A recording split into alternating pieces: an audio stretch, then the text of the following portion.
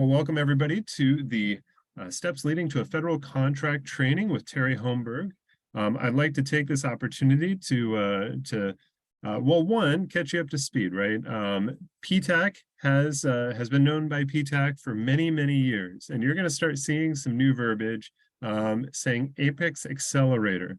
That is the new moniker that PTACs are going under, is Apex Accelerator. So if you do see something come through in your email that says something to that effect, it is legitimate. They decided to change the name with when they changed from the Department of Defense Logistics to Defense Logistics Agency to Department of Defense. They changed the name on us. Fun times, but I did want to let you know I'm especially sensitive to trying to keep scams out. So when names change, that's that can be interesting. So without further ado, as I mentioned earlier, we'll answer questions as time allows. And in that moment, make sure to put them in the chat. Without further ado, I'd like to introduce our instructor, Terry Homburg, who will be leading this class, Steps Leading to a Federal Contract. Welcome, Terry. Welcome, everybody. It's going to be an impactful class on steps leading to a federal contract. A little background administrative work here. This company is, the workshop is for companies wanting to increase the revenue stream by competing for federal contracts. Steps leading up to and through award of a federal contract to a prime contractor. Although this is not for state, county, or local governments, there are a lot of similarities on the subjects that I'll be covering today. And many of these steps apply to being a subcontractor also. Now, you should have received the PowerPoint presentation already, and the reason why I do that, and a lot of other classes don't give it to you until afterwards, is that you can print it out and be with me on each page, and you can write your own notes, your own personal notes on each page so that you can refer back to them in the future.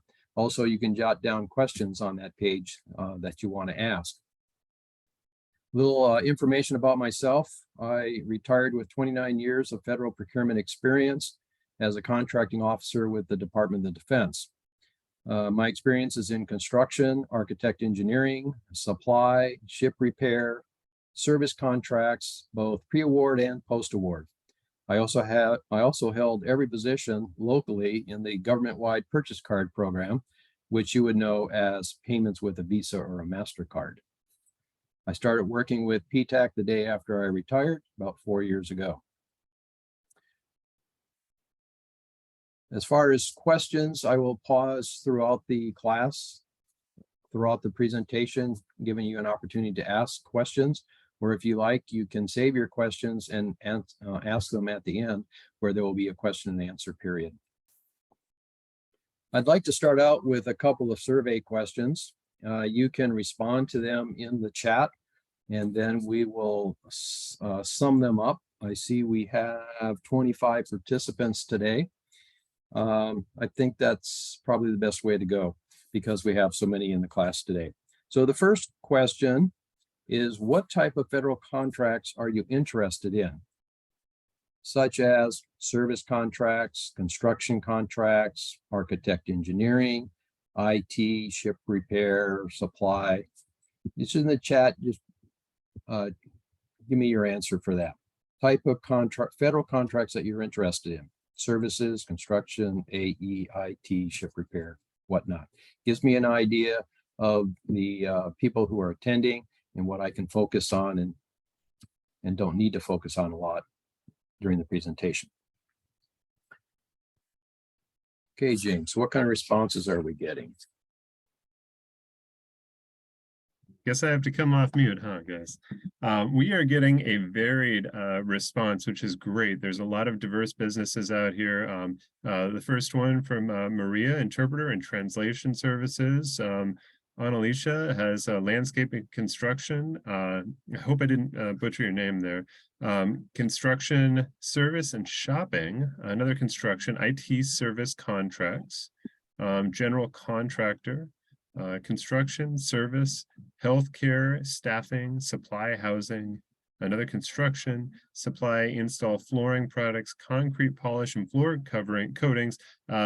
When you put in construction, do delineate. I mean, there are many different pathways in construction. So I appreciate that, Paul. Digital audio books from websites, software development and IT, and healthcare IT service contracts in the mix. And we also have Michelle with leadership development. Okay, so that'd be a service also. So predominantly we have service contractors and construction contractors predominantly. It does. A few IT. Okay, next question. Last question. Have you had or currently have a federal contract as a prime contractor or a subcontractor? I'll read that again. Have you had or currently have a federal contract as a prime contractor or a subcontractor? We've got some good responses in here. The majority are saying no, but Natalie has said yes, I have both. Mari has said yes. Carl, yes. No federal, only state from Jolie. And then Paul, yes, as a subcontractor. Okay. Julie they've not worked for the federal government. What was that? Angel has yes, a prime dispersed by the state. And then Consenia, I can't pronounce your name. I apologize, but with Ksenia, SBIR and NASA, that's pretty awesome. And then also Leslie Coffey as a subcontractor and Craig Simpson as a previous subcontractor. Okay, so I recorded 6 attendees having experience currently or in the past with federal contracts. So that's good to know. I might call on a couple of those for their experiences. We'll see. Okay, thank you. Thank you for your responses to those questions. Let's see. So are there any questions before we get started from anybody? You can take your unmic and ask a question before we get started. Steps leading to a federal contract. Nobody? Okay. So let's get started then. One thing I want to tell you that throughout the PowerPoint presentation, I know some of you have already printed this and noticed that there are some red asterisks on a number of pages on a number of subjects. What that is that this means that there is another in-depth class or workshop on just that subject. And as I go through the PowerPoint presentation, I will call that out and highlight that to you also. The flow of the presentation is in chronological sequence. And I've lost my ability to advance the slides, just like in the last class. Let's see.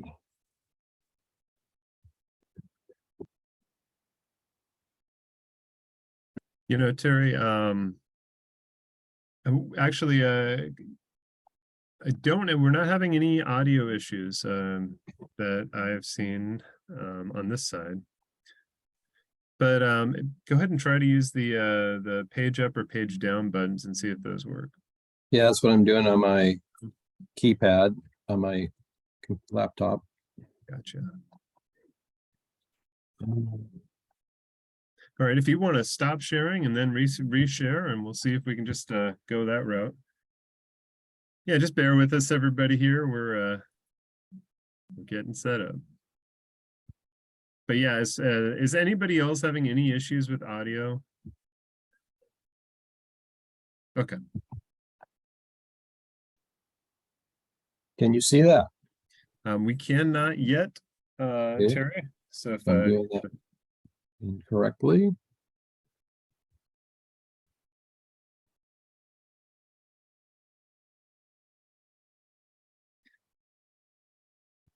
you know, and while we've got everybody on here, I kind of want to make a plug real quick for Bid Match. If you haven't utilized Bid Match recently, or if you've never heard of Bid Match, you really should look into it. Steps leading to a federal contract is an excellent class. Finding those contracts, that is part of it. And so Bid Match can help you do that. And it will send you based on your NAICS codes or keywords.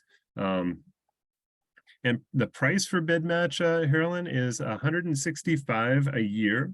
It is guaranteed. So if you've got like a, in the first 30 days, it doesn't do anything or it does too much or it's not narrowed down enough, you can for sure just let us know. We'll cancel it and no expense to you.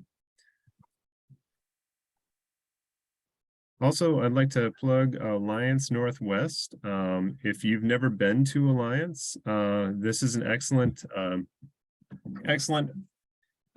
opportunity to get connected not just with agencies, but also with prime contractors so that you can explore subcontracting work. So again, Alliance Northwest, and get registered for that. It's coming up here on March 16th. All right, looks like we've got our screen back. You can see it? We can see you. Yeah, we've got your presentation panel there. If you want to hit the start slideshow button and we'll test it out. We'll see if it's going. I just advanced it to the second slide. Did you see it? Today's agenda? We are not seeing that, Terry. Go ahead and stop sharing. And you know what? I'm just going to do a quick informal poll. Is everybody okay if you see the border on the PowerPoint and we can, okay. Yeah, you want to advance the slides for me then? Yeah, certainly. Do me a favor, Terry, and send me over the most current PowerPoint because I've got the one I sent everybody else. Yeah, I sent it to you about an hour ago in an email. Perfect. I'm going to pull that up real quick and I will share it out. Just give us a second.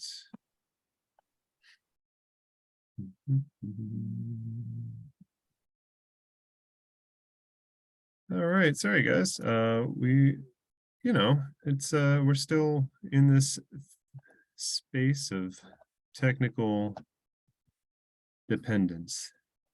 I did look through the list of attendees for today's class and I did not recognize any names or any companies. So these are all new people to me.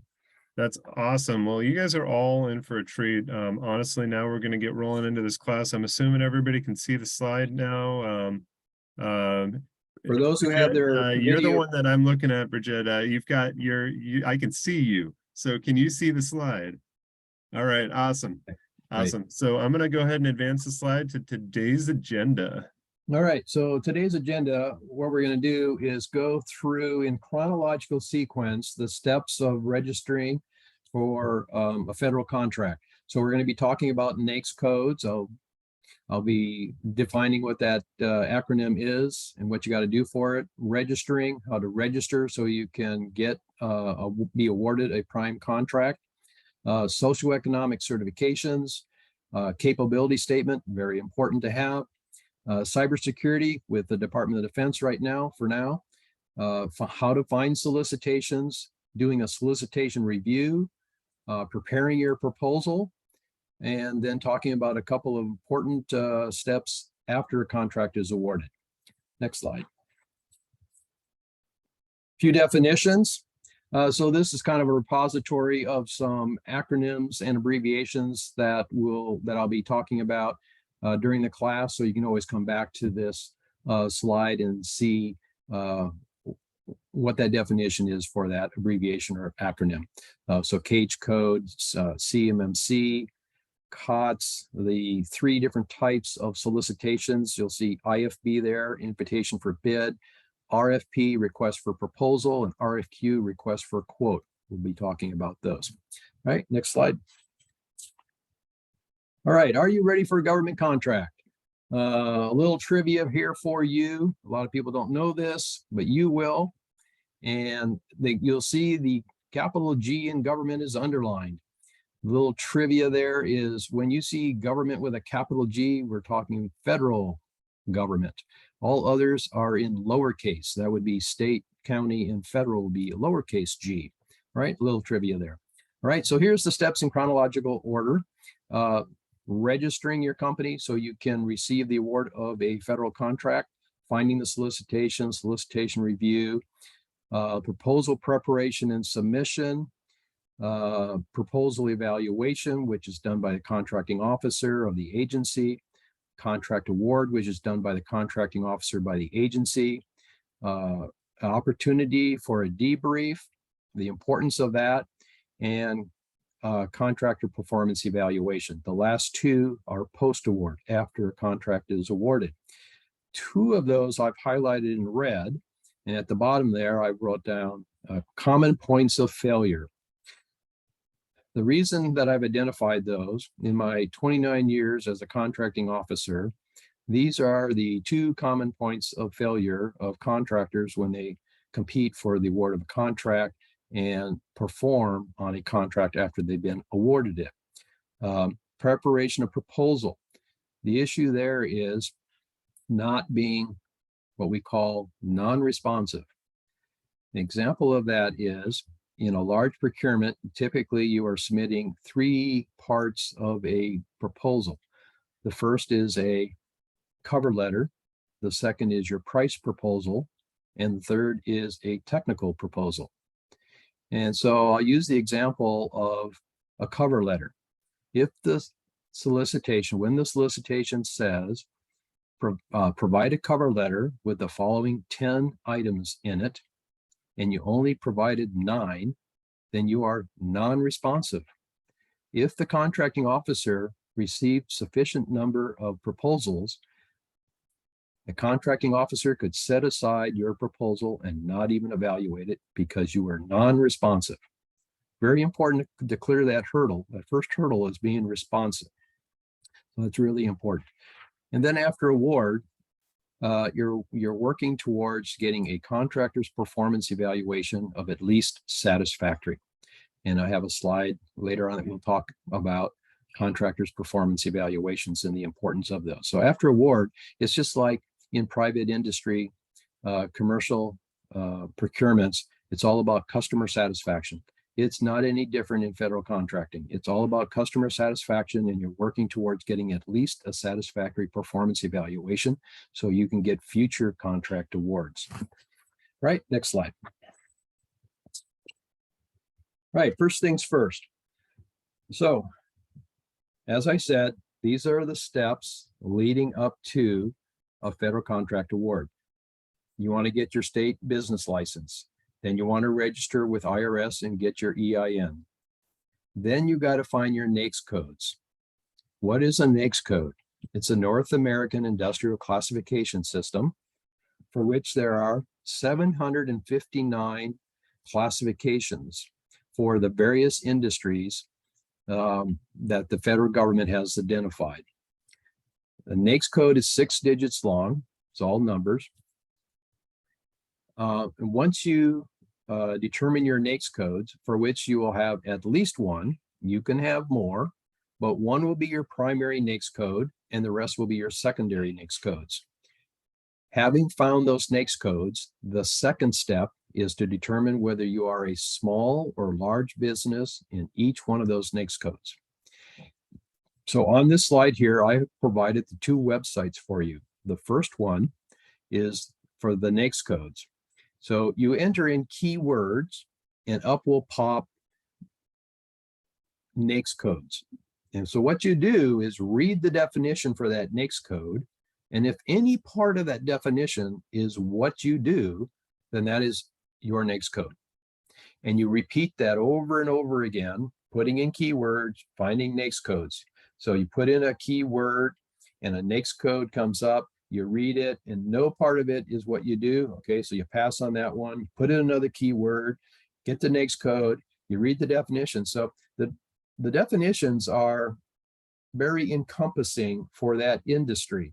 You may do just one part of that industry. And if in that definition, part of that definition is what you do, then that's your NAICS code. Okay, so now you made a list of your NAICS codes. One of them is going to be your primary and the rest are your secondary NAICS codes. Then you go to the second website here that I provided, and that is to the, it's a Small Business Administration, and it identifies the size standard for each NAICS code. So when you go to that website, put in your NAICS code, and up will come the size standard. Now, there's a couple of different websites. One will ask you questions and it'll tell you if you're small or large. And another one will list all the NAICS codes. And that's the one that I prefer. And I just go down the list. They're in numerical sequence. And you go down to your NAICS code, and over on the right is the size standard. So the last sub-bullet there talks about that there are two different types of size standards. In research and development and manufacturing, it's the number of employees that you have. And as you see there in that bullet, it's the average number of employees over a two-year period.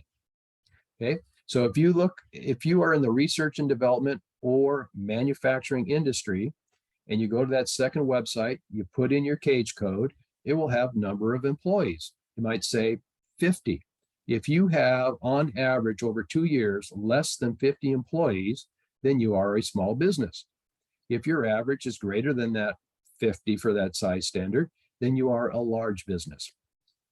Now, if you have multiple NAICS codes, you could be a large business in some NAICS codes and a small business in other NAICS codes, and that's perfectly fine. In some industries, you're large, in some industries, you're small, and that's fine. And you need to know this, if we can go to the next slide, so you can register your company in SAM. SAM is the System for Award Management.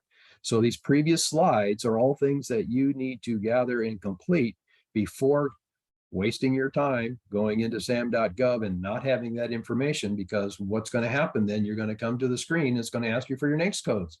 And if you don't have them, you're taking a timeout or you're getting out of SAM and having to go do your research. So that's why I put these in chronological steps, sequences, what you need to do first, second, and third. And now we're into sam.gov to register your company so you can be awarded a contract. So in SAM, a number of things are going to happen, and it's not a short process. There are a lot of steps involved in this. So shortly after you go into sam.gov, it's going to assign you an MPIN number, MPIN.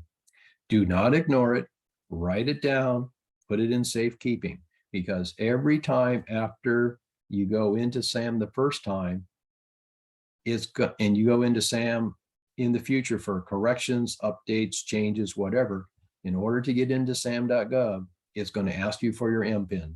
And if you don't have it, you don't get in. It's going to take a while, having to go through the help desk to help you out to get back in.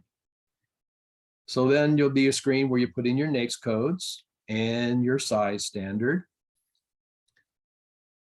You'll go to a screen that you'll be identifying your socioeconomic certifications. We're going to go into depth in those couple, 2, 3, 4 slides in today's presentation. Some of them are self-certifying and others you have to apply to get a certification. There'll be another screen of representations and certifications. This is a lengthy process. You have to answer questions for every certification or representation about your business. And we'll talk about that more later also. Another screen, you're going to put in your points of contact. Provide your banking information. Now, I've had clients in the past 4 years that were squeamish about putting in their banking information in sam.gov. Well, let me tell you, if you don't, and you win a contract, you won't get paid, okay? So 2 important reasons for registering in SAM. One is to be awarded a federal contract, and number 2 is to get paid when you submit an invoice. The reason for that is each of the 15 departments of the federal executive branch has their own application on the internet for contractors to submit invoices. So the one that I'm familiar with, and I use as an example, is the Department of Defense. Department of Defense uses wide area workflow called WAF, W-A-W-F. You you register in WAF, put your contract in, get it all set up. So when you submit your first invoice, it will go quicker and easier. You load your invoice and put in all the supporting documentation that the contracting officer requires you to do and submit it. And the contracting officer certifies that invoice, sends it off to their paying office. When their paying office is ready to pay you, they go to SAM and look up your banking information to do an electronic funds transfer to pay you. So two important reasons for registering in SAM. Once again, to be eligible to receive a contract award by a federal agency, and two, in order to get paid. So your SAM registration is only good for 12 months. SAM will send you a reminder at about the 11th month telling you, oh, it's about to expire. You need to go in and renew your registration. And so especially if you have a contract, you want to make sure that your SAM registration is current in order to get paid on your invoices that you submit. Next, in the process of registration, SAM will assign you a UEI. That is a unique entity identifier. That is the second number that you want to write down and safeguard. So that's the second of the three important numbers. And then after you fill out all these screens and you hit the enter button and send it off into La La Land, about a week later, if the stars, the moons, and the sun all line up and everything is copacetic, you will get an email in about a week later with a cage code assigned to your company. Cage code is commercial and entity government, commercial and government entity code. It's a 5-character alphanumeric number assigned to your company. That is the third important number that you need to write down and safeguard. Because we'll be talking about capability statements, and I'll be bringing up UEI and cage code again. So the last bullet there is just a reminder that your registration is only good for 12 months. So you want to probably make a little tickler item somewhere that to remind you in the 12th month that you need to go back into SAM and renew your registration so you can still be eligible and to get paid, get your invoices paid. On the slide here, I have provided the website for sam.gov. So all you have to do is click on it and you're into sam.gov. Next slide. Real quick though, Terry. Questions? So yeah, there is a question. Maria had put in the chat, is the IMPIN a number with 5 characters, including letters and numbers? And I think what she's referring to is the cage code on that one. But is the IMPIN in that same? IMPIN is much longer. It's okay, probably like 12 digits, maybe. Yeah, so for Maria, the IMPIN is going to be the like Terry said, a much longer number. The cage code, if you're seeing a 5 characters alphanumeric format, that's the cage code. Any follow-on question? Just a point of context too. I've heard it be good practice not to wait all the way until 12th month. Terry's much an advocate of this as well. Look at your make sure that you have a heads up on your renewals, because you don't want to be caught having that expire on you. So yeah, it can be quite context. It can be quite an ordeal if you let your SAM registration expire. So it's better to go in a month or two in advance and renew your SAM registration. Don't let it expire, and you got to do it every 12 months. Okay. All right.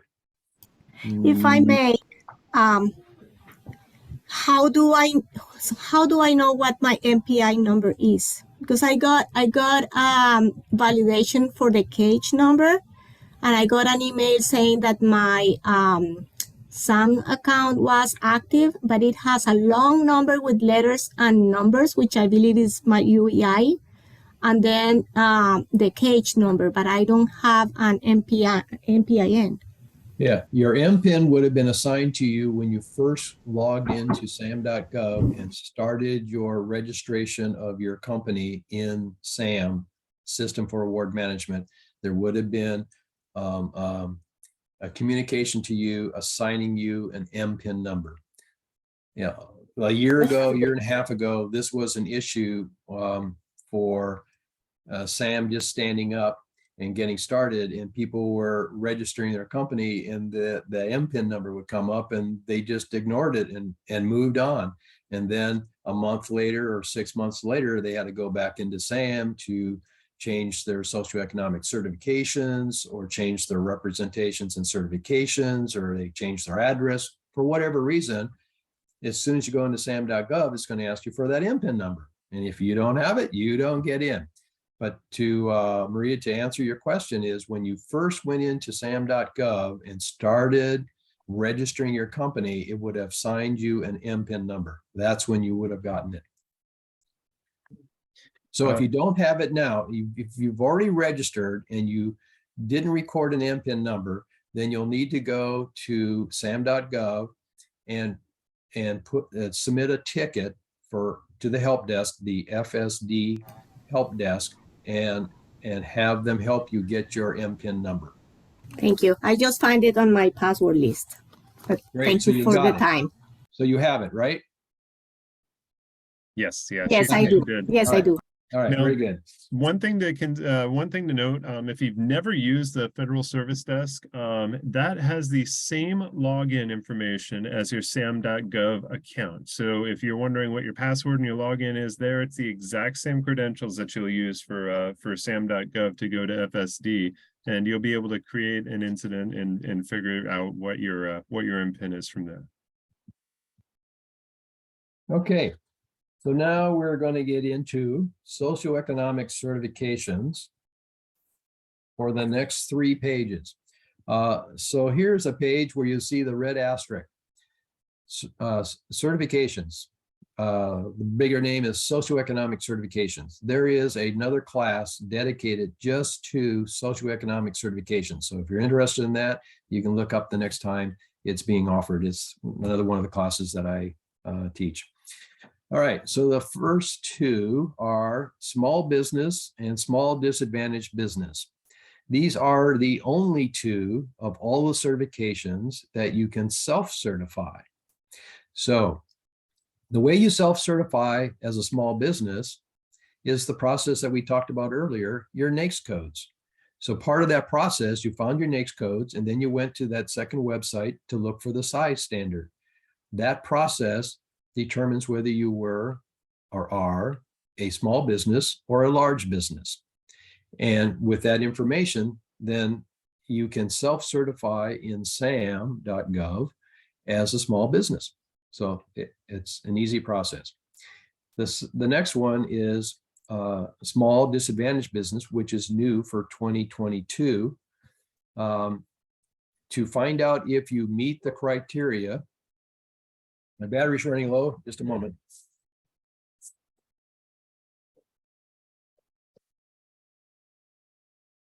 Okay, we're back in business. So you can go to the Small Business Administration website and look up the criteria for a small disadvantaged business. If you meet the criteria, then in SAM, you can self-certify that not only are you a small business, but you are a small disadvantaged business. Okay, and I provided the website there for you to go to see if you meet that criteria. Now, the next 2 certifications are related. It's veteran-owned small business and service-disabled veteran-owned small business. You'll see a date there of January 9th, 2023. That date is there because veteran-owned small business certifications was handled by the Veterans Administration. Congress a couple of years ago decided that the Small Business Administration should be the agency issuing those certifications instead of 2 agencies doing it, the Small Business Administration and the Veterans Administration. They said, we need to consolidate this into only one agency providing the certifications, and Congress decided that it should be the Small Business Administration. So in November, the VA stopped processing applications for their certification. And January 9th is when the Small Business Administration first started accepting applications for veteran-owned small business or service-disabled veteran-owned small business. Now, I had a client about a week ago. This is a good news story. After January 9th, he submitted an application to the Small Business Administration to get that veteran-owned small business. Actually, it was a service-disabled veteran-owned small business certification, and he got it in 2 weeks. I couldn't believe it. Good news. All the other certifications take 4 to 6 months. So I was really happy to hear that the SBA is on top of this and they're getting them out in 2 weeks. Okay, I have provided the website there for this, for anybody who is eligible and meets the criteria to get a veteran-owned small business or a service-disabled veteran-owned small business certification. There's the website that you can go to read about it and submit your application to get that certification. Any questions on these 4 certifications before we move on to the next page of certifications? Okay, we'll continue on to the next 2 are related, women-owned small business and economically disadvantaged women-owned small business. Now, this is a tricky certification. Women-owned small business can be a self-certifying certification, or you can submit an application to the SBA or to a third party and get a certification. So let me elaborate on this. The Small Business Administration has identified 646 NAICS codes out of the total number of 759 for women-owned small businesses. So this is kind of a multi-step process too. So early on, before you registered in SAM, we went through the process of finding your NAICS codes. Okay, so you have a list of these NAICS codes. For this process, you've got to go to the website, and I provided it there. It is the second website there, is the all the NAICS codes for women-owned small businesses. So what you want to do is go to that second website and look up your NAICS codes. If you have any one of your NAICS codes on that list, then I would suggest and highly recommend that you submit an application to the SBA and pursue getting a certification as a woman-owned small business or an economically disadvantaged woman-owned small business. And the reason for that is that federal agencies can set aside procurements, solicitations for only women-owned small businesses. And if you don't have that certification, then you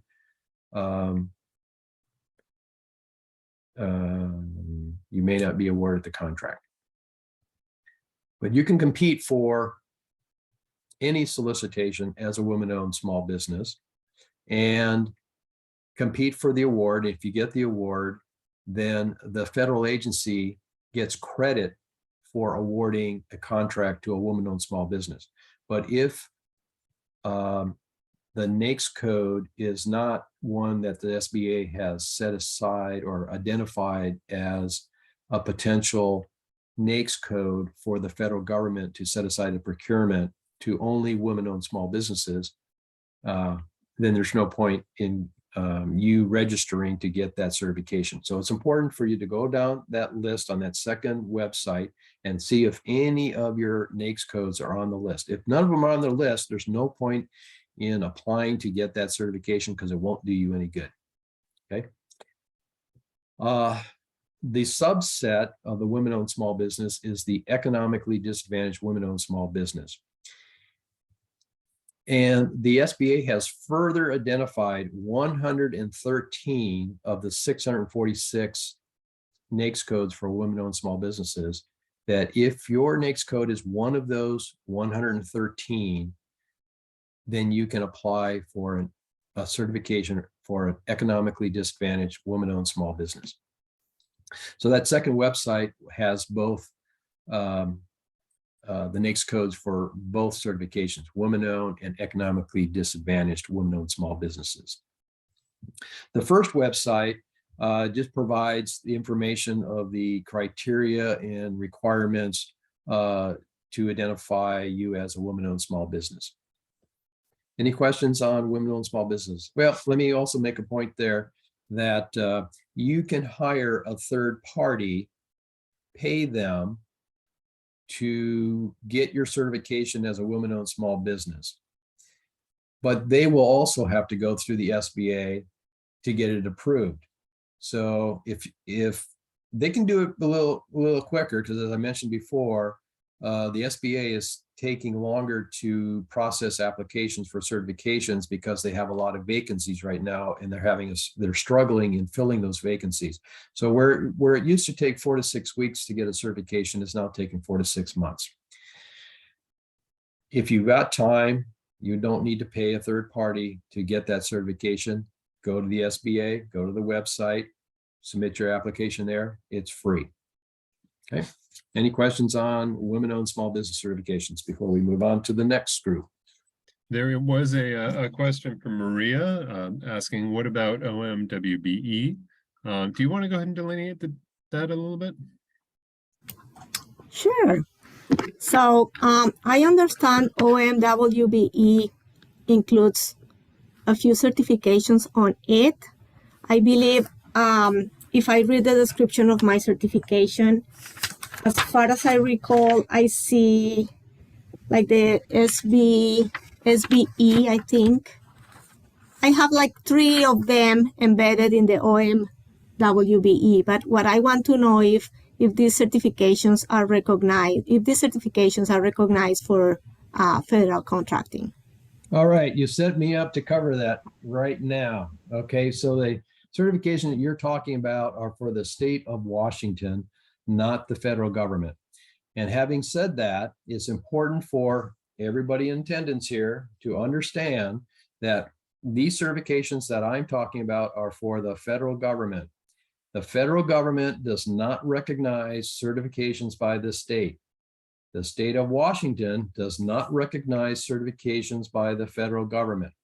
So if you want to pursue contracts from the federal government and the state of Washington, you need to go and register with both of those, each of those, to get their socioeconomic certifications. Women-owned small business with the state, women-owned small business with the federal government. Is that clear? Wow, this is very important. Thank you. It is very important. And a lot of our clients come in and talk about, I went into OWMBE, I got my certification as a woman-owned small business, and now I'm going after a contract with the United States Navy. Doesn't work. The federal government does not recognize any state socioeconomic certifications. Okay. So there is one notable exception though, Terry. Did you want to talk on that? Department of Transportation. Okay, so when the Washington State Department of Transportation has a solicitation that is partially or fully funded by the federal government, those solicitations, they accept the certifications from the federal government because the federal government is partially or fully funding that contract. So that solicitation that ends up in a contract that is partially or fully funded by the federal government. And the Washington State Department of Transportation has 2, if not 3, socioeconomic certifications just for Department of Transportation. So if you're in the industry that may be pursuing contracts with the state Department of Transportation, you want to pursue their socioeconomic certifications also. Okay. All right. Any other questions on women-owned small business certifications? You know, there was one from Bridget. She said she is certified with OMWBE. She is interested in WSB, but haven't been able to find her NAICS code. You know, and honestly, Bridget, I think that if you were to contact our PTAC Center and talk to one of our counselors, we could help guide you in some of that process. a little bit more clearly. And when you get the slides too, you're going to get it's the hyperlinks are going to work for you. So each of these blue links that are on the screen, you'll be able to click on that in that slide and get to that that NAICS code offering. Okay. I have my NAICS code, but you know how he says that we should check to see if we're eligible for the SBA to help us with that, because I was going to self-certify myself in WOSB. I started the application last week, and I'm saying, well, let me just talk and ask someone first so I don't make a mistake. Yeah, and it is possible, right, Terry, that there are some NAICS codes that it is not that aren't eligible for the specific certifications. That's correct. For women-owned small business certification, you let's see, so it's a second website there. So you've already gone through and found your NAICS codes. Now the determination is, if you're a woman-owned small business, do I want to pursue getting a certification as a woman-owned small business for the federal government? So you go to that second website there and you look up your NAICS code. Say you got 3 NAICS codes and one of them is on the list. Then you want to pursue submitting an application to the SBA to get your certification as a woman-owned small business. On the contrary, you've got 3 NAICS codes. You go to that list on that website, and none of your NAICS codes are on that list. There is no point in submitting an application to get a certification as a woman-owned small business, because it will do no good. So don't spend your time on that. If you want to get into a smaller meeting between a PTAC counselor and yourself, we can help you with that. Absolutely. Point by point. Thank you. Okay. For the WBE, I have 2 certifications. One of them I'm certified with the state, and the other one is a Fed certification, because every year I have to renew the certification for the Feds in that certification, and then the state is every 3 years. Am I correct? Or I think that's what it is. So that's a state requirement, not a federal. Yeah, because I have the both, because I had a meeting with the OMWB's agent last week, and then he told me that my Fed certification was good to go, So I think maybe Maria may have to contact the OMWB to explain that part, because a part of the certification actually covers federal contracts. That's what I was told. What was that? What was that about federal? Yeah, the OMWBE also covers federal contracts. No. OMWBE certification for women-owned small business is not accepted by the federal government for women-owned small business solicitations that are set aside to women-owned small businesses. Wow. Yeah, and the only exception is the one that Terry mentioned earlier, having to do with state and federal joint transportation efforts. So that is unfortunately, sometimes people get it wrong, even though they're in the work of the TA work. We can say with a pretty strong authority, well, we can say with authority that is not the case. Yeah, the state's website is misleading, because on there it talks about federal certification, and you submit an application to the state of Washington for a woman-owned small business certification. It is not a certification for the federal government.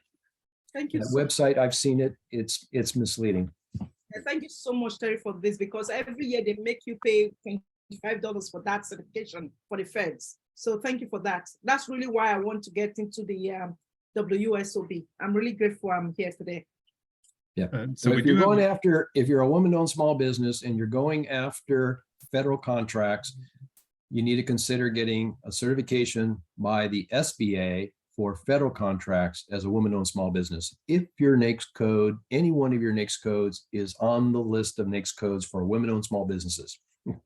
This is the only certification that's convoluted like that. So if you need help, get with a PTAC counselor and we can help you. Okay. Yeah, absolutely. We have a couple other questions in the chat. Before I jump to that, Sally Ann Sadler did post a picture of the of what exactly Bridget is dealing with there. Terry, are you familiar? Is this what you're talking about with it being annoying and misleading? Yeah, the Washington State website, probably, It says certification apply for federal, state, or both. It looks like yeah, and under the yeah, I just did this and you have to, I just did this and you have to actually select federal in order to get the state option. It won't let you pull up a state option unless you select federal first. I think that's where it's misleading. yeah, that flow can be unfortunate. Yeah, Thank you for so- posting that though, Sarah, because I think, or Sally, because I think other people have run into this situation, obviously. Yes. Yeah, Yes. yeah, you must renew that. Otherwise they throw you out. Yeah. Yeah, this is a very common issue that keeps coming up month after month, year after year, with for women wanting to get certified for federal and state, and they think they can do it through the state website. Okay. There Ready was to move another on? question from Julie Coyle. What about DBE certification? Yes, that's a state certification, DBE. So I went to a classes last June for the state of Washington and learned all of their socioeconomic certifications. And the state of Washington has more than the federal government, and they just break them down. So I recognize DBE, and that is a state certification. The next question, and I think this is going to wrap it up for these, is from Maria, and she's asking about her NAICS code. So her NAICS code is 541930. Terry, can you talk a little bit about the syntax on that? She's asking, are the three numbers I need to pay attention to the first three? 541 930. 930. Okay, so the next codes are in groupings of two numbers. So you got 54 is the first group, then 19, and then 30. So as you progress through a NAICS code, it further defines your industry into one industry. So like 54 will be a whole group, like construction, for example. The first two numbers in a 6-digit NAICS code is construction. And then when you go to the second two numbers, it narrows the construction industries down, and then further goes into the detail in the last two numbers of a NAICS code. Did I answer the question? Not really. I'm talking about when that paragraph or that line in the slide that says new certifications may utilize third-party certifiers, and then it says that that is an option for NAICS codes 113 to 646. So what they're talking about is there are 113 NAICS codes of the 646 Okay, that qualify. got it. Okay. But trust me, when I saw it, I was like, oh, huh, and I had to double take. But it's just a quantity rather. Right, and you can pay a third party to pursue you getting your woman-owned small business certification, or if you've got time, just go to the SBA, put your application in there, it's free. So I don't know which one. Would you rather pay or would you rather get it free? Time is of the essence. Maybe you want to pay to get it done quickly. Don't know. But even that third party has to go through the SBA before it gets final approval. So just a couple more here. I want to make sure that we have time because we're running against a couple of, there's a lot of information to unpack here. One that I saw was a pretty solid inquiry here is, do the eligible NAICS codes for WOSB also correlate with the 8A and hub certifications, etc.? No, there's a totally different certification processes. And I have a client from about a month ago who went to the SBA website. There's a website where in the bottom left-hand corner, there's a battery of questions. And it's the website that shows hub zone, woman-owned, and the 8A program. And there's a battery of questions, and you answer all the questions, and it then tells you, after you answer all the questions, which of those 3 certifications you're eligible for. And my client ended up being eligible for all 3 of those. She was a woman-owned. She lived in and operated in a hub zone and is socially and economically disadvantaged, so she qualifies for the 8A program. She submitted applications for all 3 and has received her certifications, 3 of them, for 8A, hub zone, and woman-owned small business. Very good for her. So final question from Sally. Her industry is not very well defined in NAICS, landscape contractor and landscape design, not lawn care or landscape architecture. She'd love guidance. I'd like to, before I turn it over to you, Terry, I'd love to just plug usaspending.gov in there as well, because, you know, as some mentors in this field have told me, we have to train the government on how to buy our products, right? So when you're looking up on usaspending.gov, you'll be able to see other contracts and see with some amount of frequency how they're being ordered in different, but for different RFPs. So, you know, whether or not it lines up directly with the NAICS codes that you guys may think that you're falling under, or whether it lines up with something else, you'll be able to see that a little bit more clearly in the actual results of those RFPs. But go ahead, Terry. What are your thoughts on this? Yeah, USA Spending is a marketing tool for all of you companies looking for which federal agencies buy what you sell. That is a great tool to use. That website, you can slice and dice that data till the cows come home. There's lots of information in there.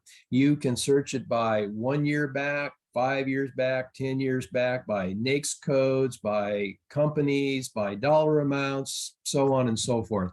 But to get to the heart of the question there, I've had a number of clients in the same situation, having difficulty finding the NAICS codes for their business.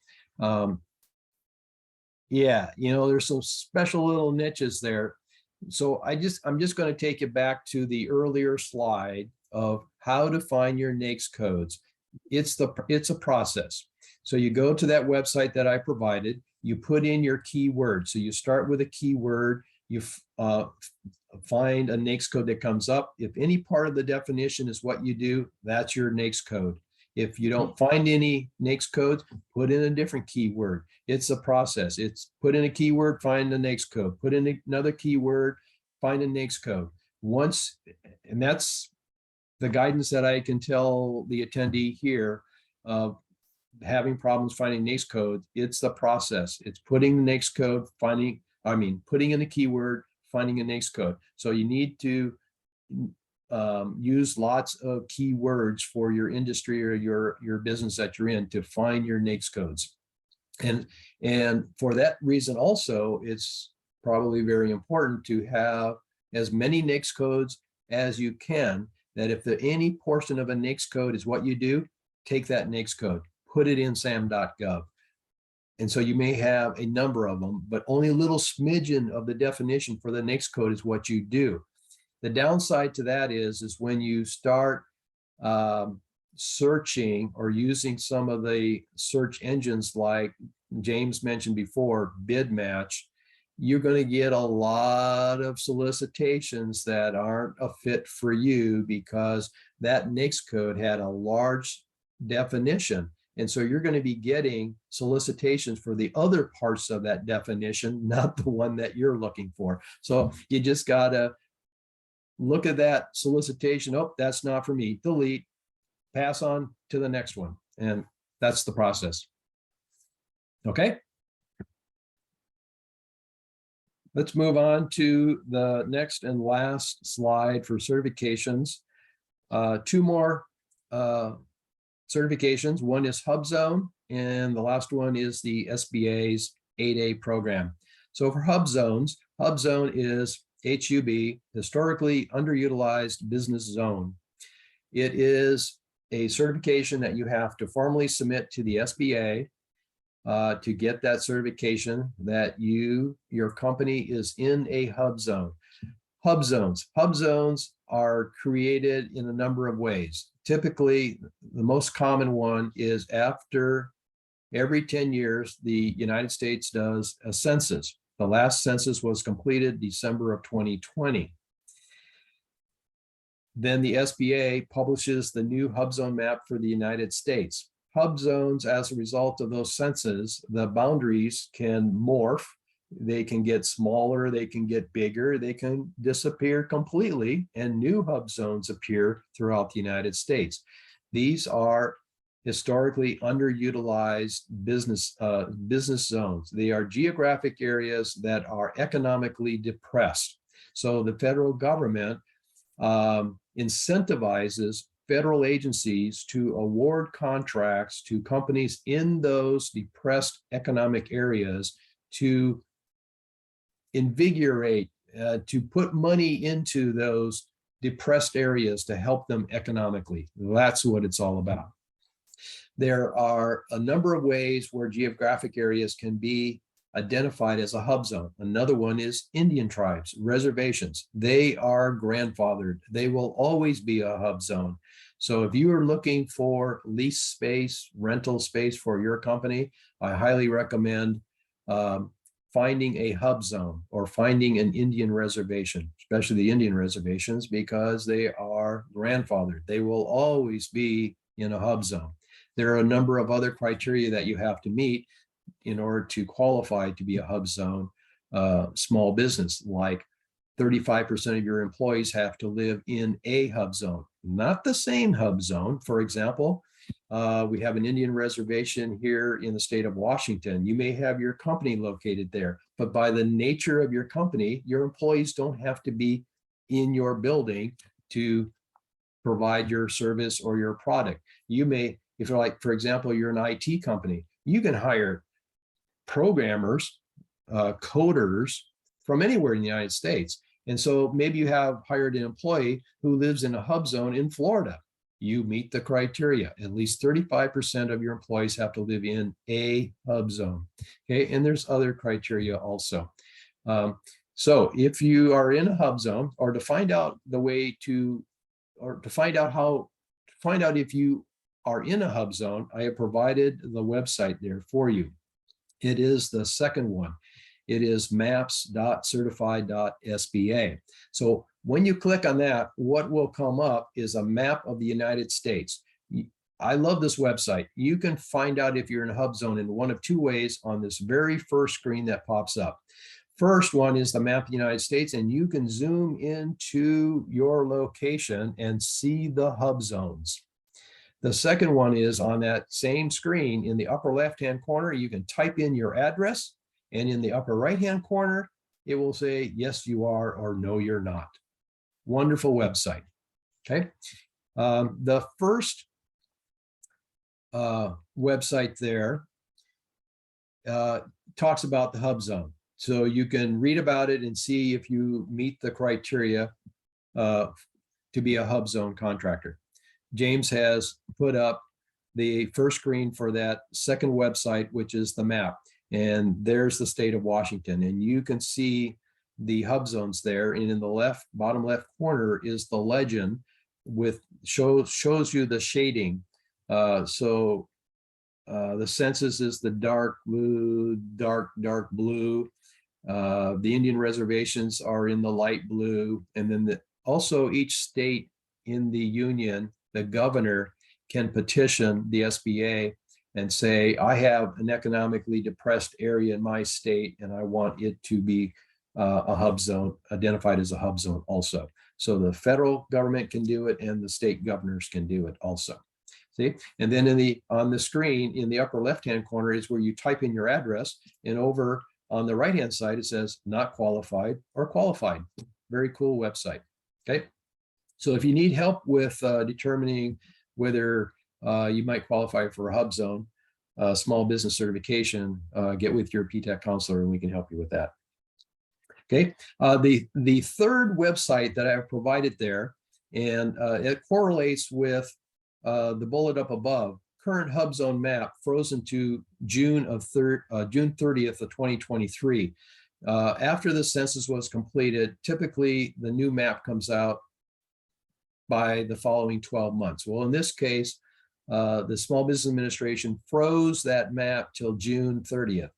Got an email notification about 2 weeks ago where they said the new map is coming online July 1st, 2023.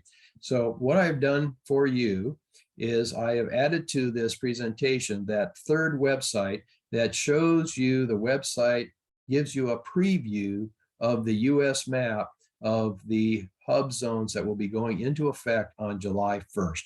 So if you're contemplating becoming a hub zone small business, take a look at that hub zone map that is going to be going into effect on July 1st. All right, so the last certification is the Small Business Administration's 8A program. It is for socially and economically disadvantaged individuals or entities. And the key there is you have to meet both socially and economically. So you can go to the website. I've provided the website URL there to learn about the criteria and specifications that you need to meet to be accepted into that 9-year program. It is a great program if you can qualify for that.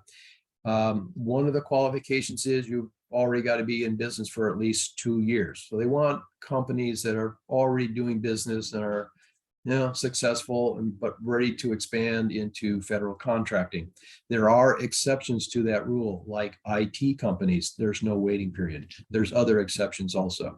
There's 3 financial thresholds that you need to be under. So go to that website if you're interested, or if you believe that you are socially and economically disadvantaged. Look at the criteria. If you think you meet it, go ahead and pursue submitting an application and getting that certification and enrolling into that 9-year program.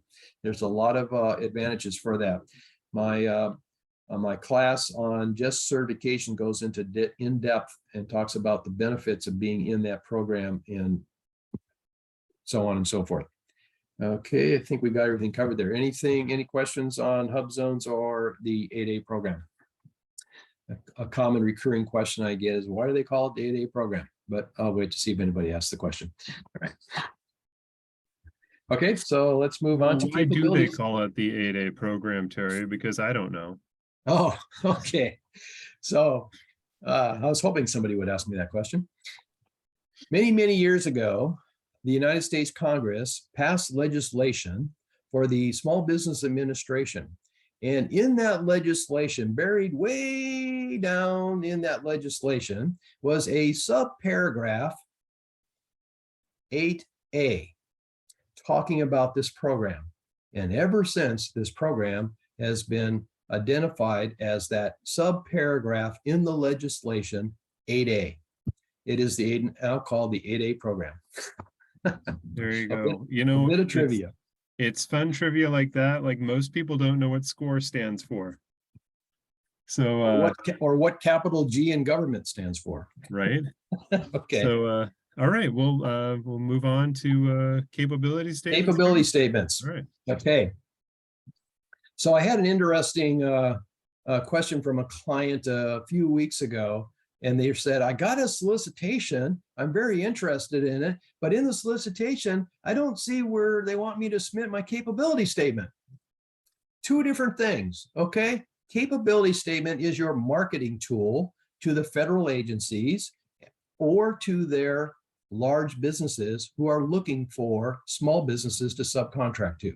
Your capability statement is your marketing tool. Okay, so what is a capability statement? It's 1 sheet of paper, 8.5 by 11, both sides in living color. And I have an example there. Here, what I've put on this sheet here for you is our template for a federal capability statement. So a capability statement identifies your capabilities, your socioeconomic certifications, your experience, current and or past with federal contracts, federal agencies, And if you don't have federal agencies, then you list your state agencies. If you don't have state agencies, you'll list your county and city. So there's a pecking order. And we PTAC counselors can help you develop your capability statement.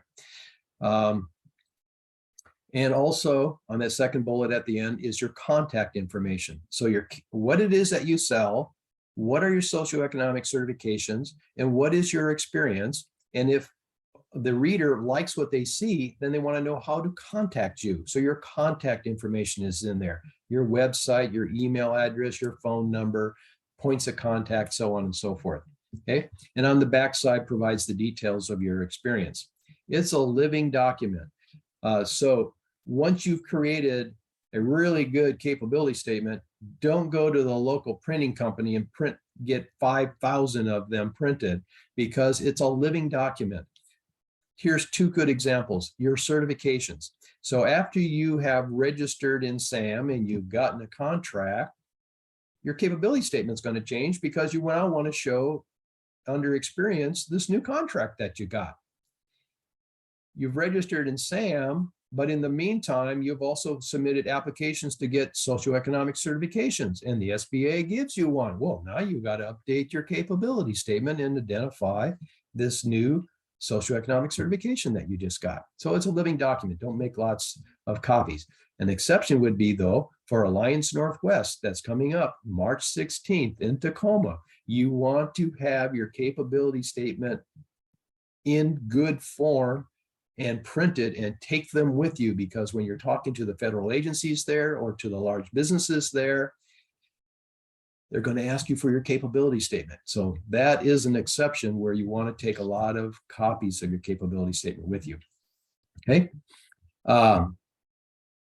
Fourth bullet, very important. You may need to create more than one capability statement, such as one for federal agencies, one for state agencies, and one for commercial.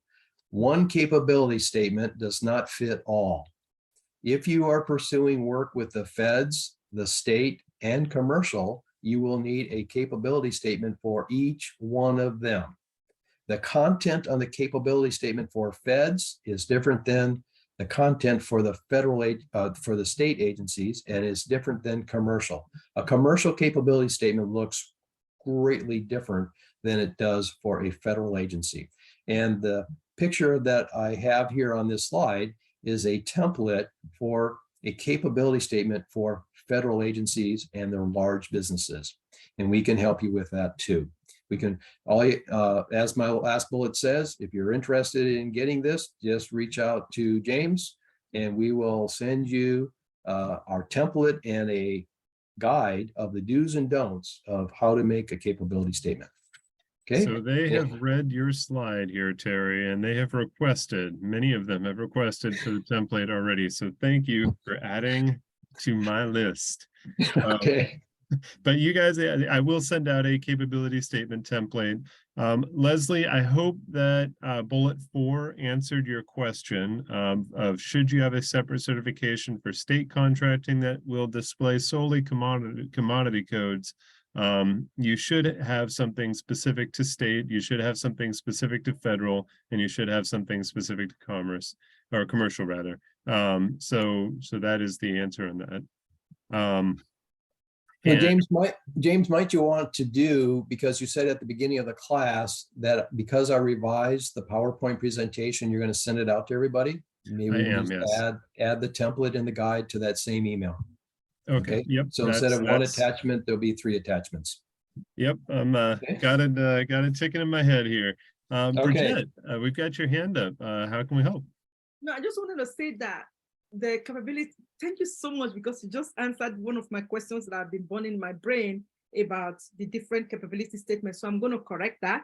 But my question right now is, I have a 1-page capability statement, because I just figured that a capability statement should be 1 page. Don't ask me where I got that from. I just read and I made mine in 1 page. So do I change that? All right. And on my one page capability statement, I also have 3 reference as well inserted in it. All right, so this is the template for a federal capability statement. This is the same one that's on the slide. Okay, I like that. A sheet of paper has two sides, right? Front and the back. You want to fill them up. Okay, If you leave white space, it sends a signal to the reader that you don't have much to say about your company. You want to eliminate white space. You don't want to have a sheet of paper with your capability statement on only one side.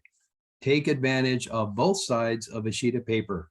A PTAC counselor can help you develop your capability statement.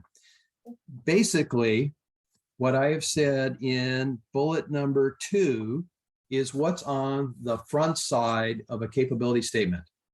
What is on the back side is the details of what you put right here under experience block. When you start identifying who you currently have a contract with or who you have in the past a contract with, you're just identifying it here, the name of the agency, the name of the company, and maybe the year.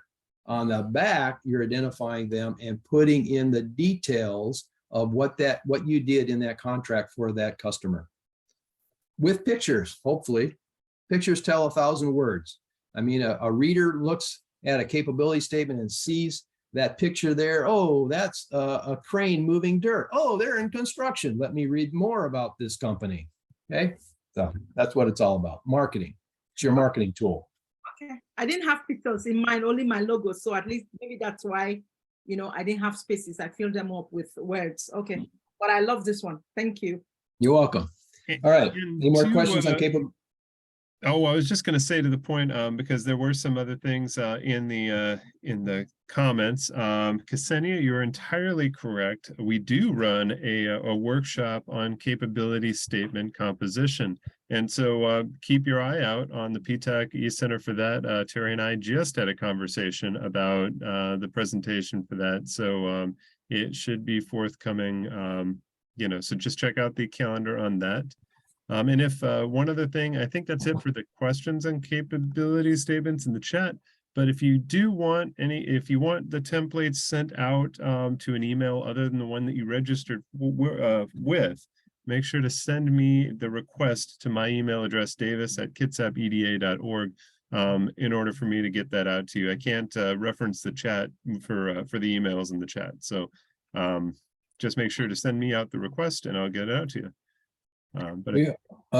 We've had a guide for the do's and don'ts of making capability statement. It is getting old and we are refreshing it.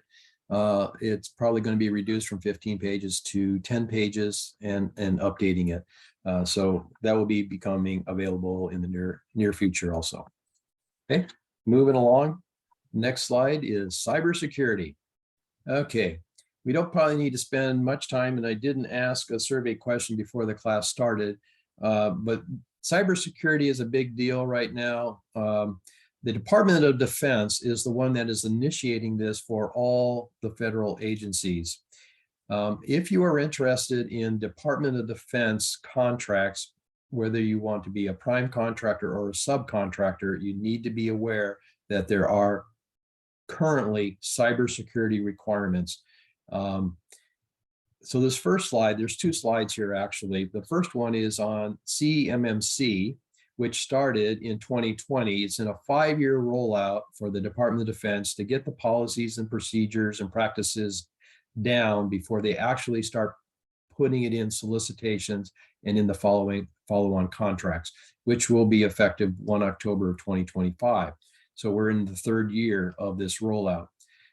The initial cybersecurity CMMC was for 5 levels.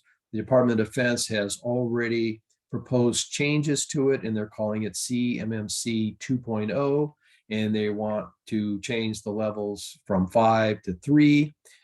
We'll see what happens. As my last bullet says there, that they proposed changes in November of 2021, and it typically takes 9 to 24 months for those changes to happen. So I, as a 29-year contracting officer, saw lots of these initiatives, and what is proposed on the first week doesn't come out the same at the end. And they have made lots of changes. So I doubt that all of them are going to get implemented. So we'll see as time goes. But an important thing to consider here is the fourth bullet. The Department of Defense has identified that 60 to 70% of all the DoD companies will be at level 1, which is basic computer hygiene, and you should already be meeting those requirements. You know, you got passwords, you got spyware software, you're updating it whenever there's an update or revision or whatnot. That is just good basic computer hygiene. And if you're doing that, you will easily pass level 1. And level 1 is typically all you need to get awards for federal contracts. 60 to 70% of the companies for the Department of Defense are going to be at level 1. And it applies to all companies, whether you're going to be a prime contractor or a subcontractor at any tier.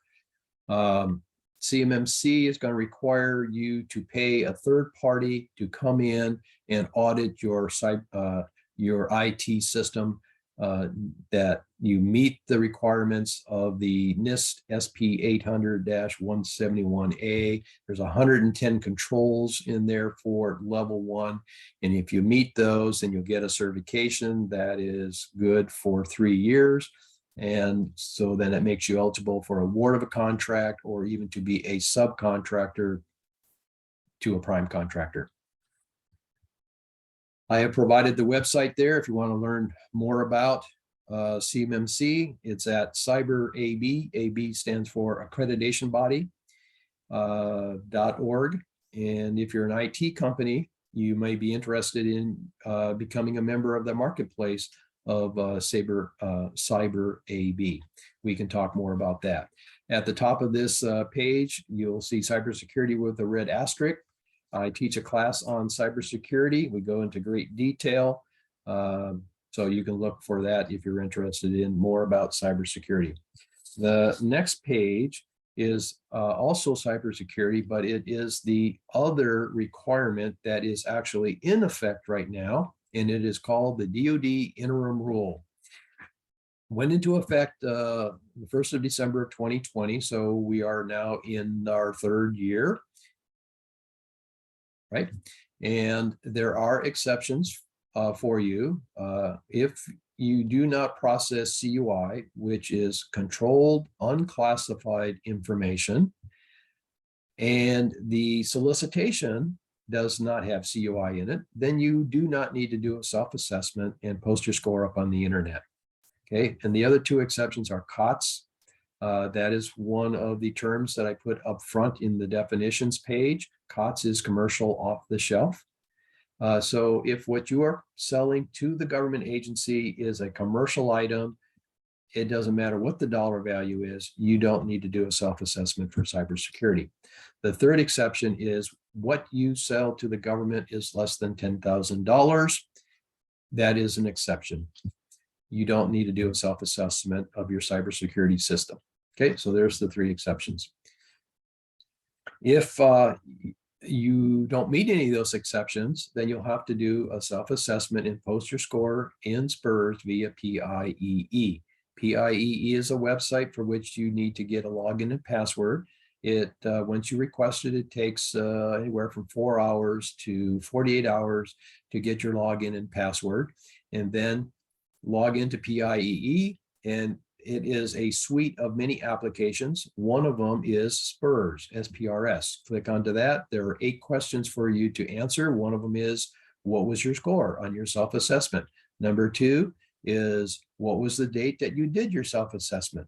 Number 3, what is your POAM? Your POAM is the future date if you do not meet all 110 controls of the cybersecurity requirements for NIST, then you need to work towards achieving all 110 controls. And so you're just putting in a date in the future when you think you might be able to get all 110 controls. Then it talks about a security plan. And lastly, it's going to ask you for your cage code. So all very easy. And that certification is good for 3 years also. and I have provided the website there for you to get to PIEE, request your login and password, and record your cybersecurity score if you don't meet one of the exceptions. Okay, any questions on cybersecurity? There was So- a question about the next class, when it was available. I think we've got it on the June 28th. Can you confirm that for me, Terry? I can't see anything because I'm sharing the. sharing DoD the slide. Cybersecurities is June 28th from 3 to 5 o'clock in the afternoon. Perfect. Thank you. So the other thing to be mindful of, cybersecurity is not going away. Okay, we all know what's going on with China, Iran, North Korea, and Russia. Cybersecurity is a big deal. The federal government is really tightening down on cybersecurity. The Department of Defense is taking on this requirement for the federal government. It's a 5-year rollout, and if the Department of Defense is successful, then the other agencies are going to be following suit. So if you are interested in federal contracts with any federal agency, you're going to have to deal with cybersecurity requirements, getting it assessed, getting your certification, so on and so forth. It is not going to go away. And it's so important that the DoD implemented the interim rule that is in effect right now. GSA, General Services Administration, has determined that cybersecurity is so important that they are not waiting for the DoD to work out the bugs. They are already starting to put cybersecurity requirements in some of their solicitations. It is not going away. Now, as about a year ago, we also heard that the states in the United States are going to be pursuing cybersecurity too. So, you know, some small business are saying, this is too much. I don't want to deal with it. I'm just not going to go and do any contracting work for the Department of Defense. Okay, well, that's short-lived. That's cutting your nose off despite your face. Cybersecurity is coming. And if you want to do any work as a prime contractor or a subcontractor with any federal agency, you need to start getting your ducks in a row, getting your cybersecurity house in order. Okay, so we have a whole nother class just on that, CMMC and the DoD interim rule. I talk about both of those in that class. All right, enough said on cybersecurity. Maybe. Quick question. Okay, Harlan asked, would the federal government look into our emails? CMMC? I don't think that's the case, right? We're just talking about standards that we would have. yeah, no, they're not looking into your email. Russia and China already have, so we don't need to do that. Okay, so on 60 Minutes in December, a year and 2 months ago, the outgoing counterintelligence head of the United States government did an interview with 60 Minutes, and he said two things that are very notable. He said, quote, with 110% confidence, every person in the United States has already had their personal information hacked. Secondly, there are two types of companies in the United States: those that have already been hacked and those that are currently being hacked and don't know it. Those are the only two. Okay, pretty scary stuff. Okay. In my class for cybersecurity, I talk about the North Korean government has more than 3,000 full-time hackers. That is all they do day in and day out, is hacking you, hacking our defense contractors, hacking our federal agencies. It is crazy. All right. Any other questions on cybersecurity? And they're collecting raw data just to hack it later. So yeah. TikTok is alive and well so far. Okay. Next slide. Contract opportunities. Okay, so you got your NAICS codes, you've registered in SAM, you're working on your certifications. Now you want to find solicitations. You want to start competing for the award of contracts. So you find the federal opportunities through sam.gov, the same website where you registered your company to get the award of contracts and to get your invoices paid. On that same screen over on the left-hand side are 7 applications. The very first one in the upper left is called Contract Opportunities. That's where the federal agencies post all of their notices that exceed $25,000. Okay. For those of you that have been around for some time, you used to find these solicitations on a website called FedBizOps or FBO. It is now in sam.gov as of about a year and a half ago. Okay. Same information, just a different location. Okay. So what's important here is I'm calling these notices, not solicitations, because a solicitation is only one type of notice. There are many types of notices, probably a dozen. On this slide, I'm going to talk about a few of them. Right. So I've also provided here in blue the website that you can just click on this and it will take you right to sam.gov, and you go to the upper left-hand side and find contract opportunities. And on the left side of that screen, then you will put in your search criteria. And as you are putting in the search criteria, up on the right-hand side pops up the notices. Easy day. Okay. And you can put in all kinds of search criteria. You start out with your NAICS code.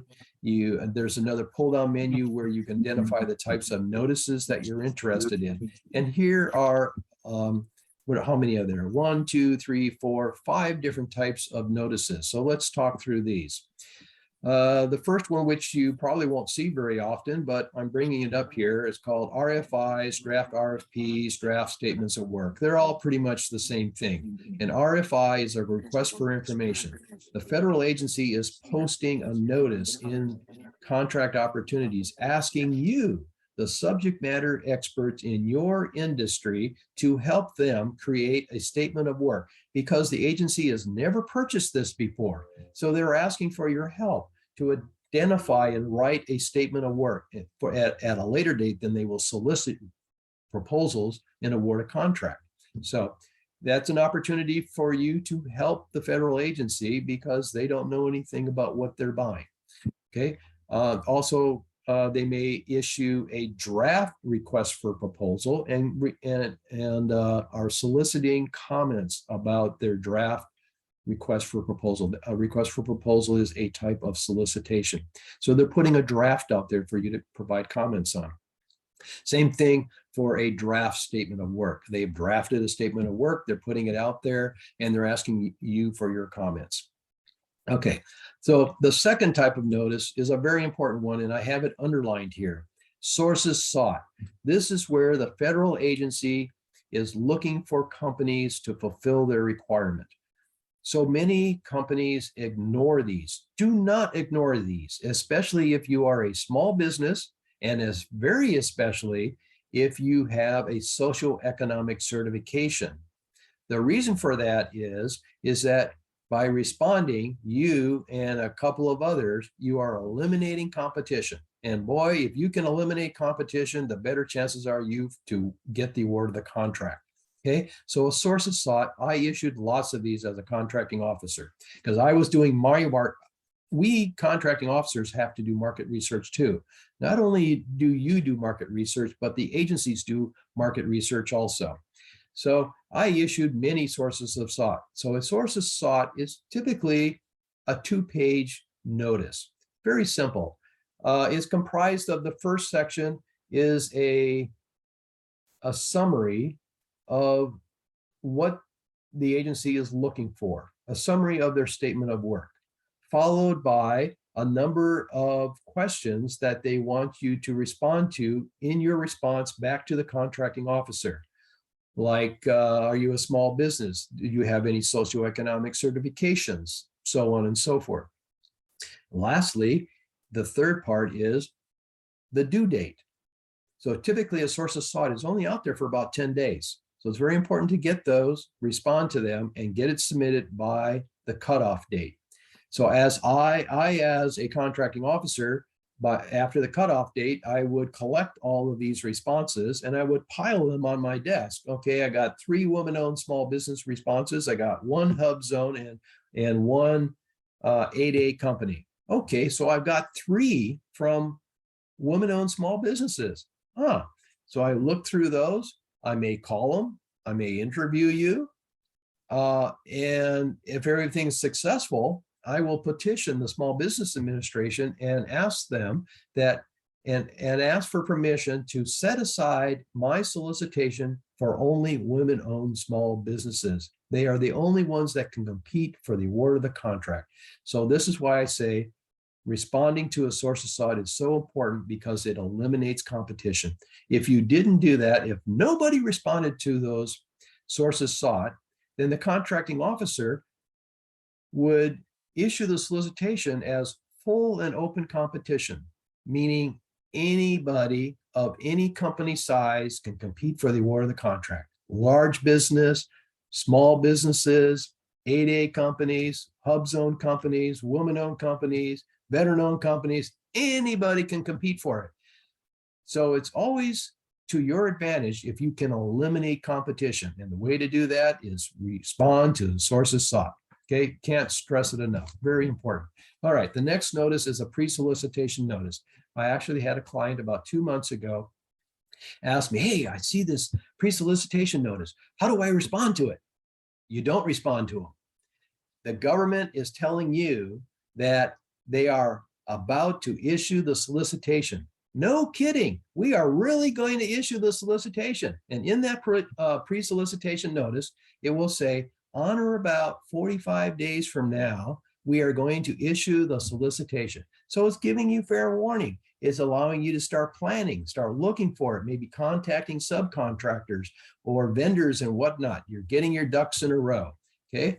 And the next one is the actual solicitation. It can come in the form of an RFP or an IFB or an RFQ. What's the difference, you ask? Okay, an RFP is a large purchase method. The simplified acquisition threshold currently is $250,000. So every time the government identifies a requirement that they're going to solicit and contract, they have to do an independent government estimate. If that government estimate exceeds $250,000, then they are going to go the route of a large purchase. And so that solicitation will be an RFP, a request for proposal. Okay, the second one there is an IFB, that is an invitation for bid. That comes under Federal Acquisition Regulation Part 14, sealed bid procedures. That's where you submit your price, and on the bid opening day is open to the public. You can go in there and the contracting officer opens up all the proposals and reads the company name and the price that they propose, and they will identify the apparent winner of the contract. That is sealed bidding procedures. Lastly is a request for quote, an RFQ. An RFQ is a solicitation where the government estimate is less than $250,000. So they are using simplified acquisition procedures coming under FAR Part 13. The submission requirement for your proposal is far less than the submission requirement for your proposal for a request for proposal. Worst case scenario, a request for proposal typically will have 3 components to it: the cover letter, the price proposal, and a technical proposal. Typically in an RFQ, it's your price. Contracting officer could ask you about your past performance or experience, but it's a very simplified procedure because it's under $250,000. Okay, so that's the actual solicitation. Lastly, another notice here is notice of award. Now, this is a great opportunity if you are interested in subcontracts. Why? Because these notices tell you who won the contract and gives you information about the awardee. If you want to be a subcontractor, this is a notice that you want to get. As soon as that comes out, you can then contact that prime contractor, tell them your availability. They may ask you, or they probably will ask you for your capability statement. So that's another time to have your capability statement because they're going to ask you for it. The large contractors need to, if they're going to subcontract, those large contractors have subcontracting goals in their contract. Therefore, they, just like the federal agency, need to find subcontractors with socioeconomic certifications. And they're going to ask you for your capability statement. And they are going to vet you and issue you a request for proposal for a subcontract. Okay, so if you're interested in subcontract, you really want to get those notices, the notice of award. Okay, any questions on contract opportunities? There was one, it kind of relates to certifications.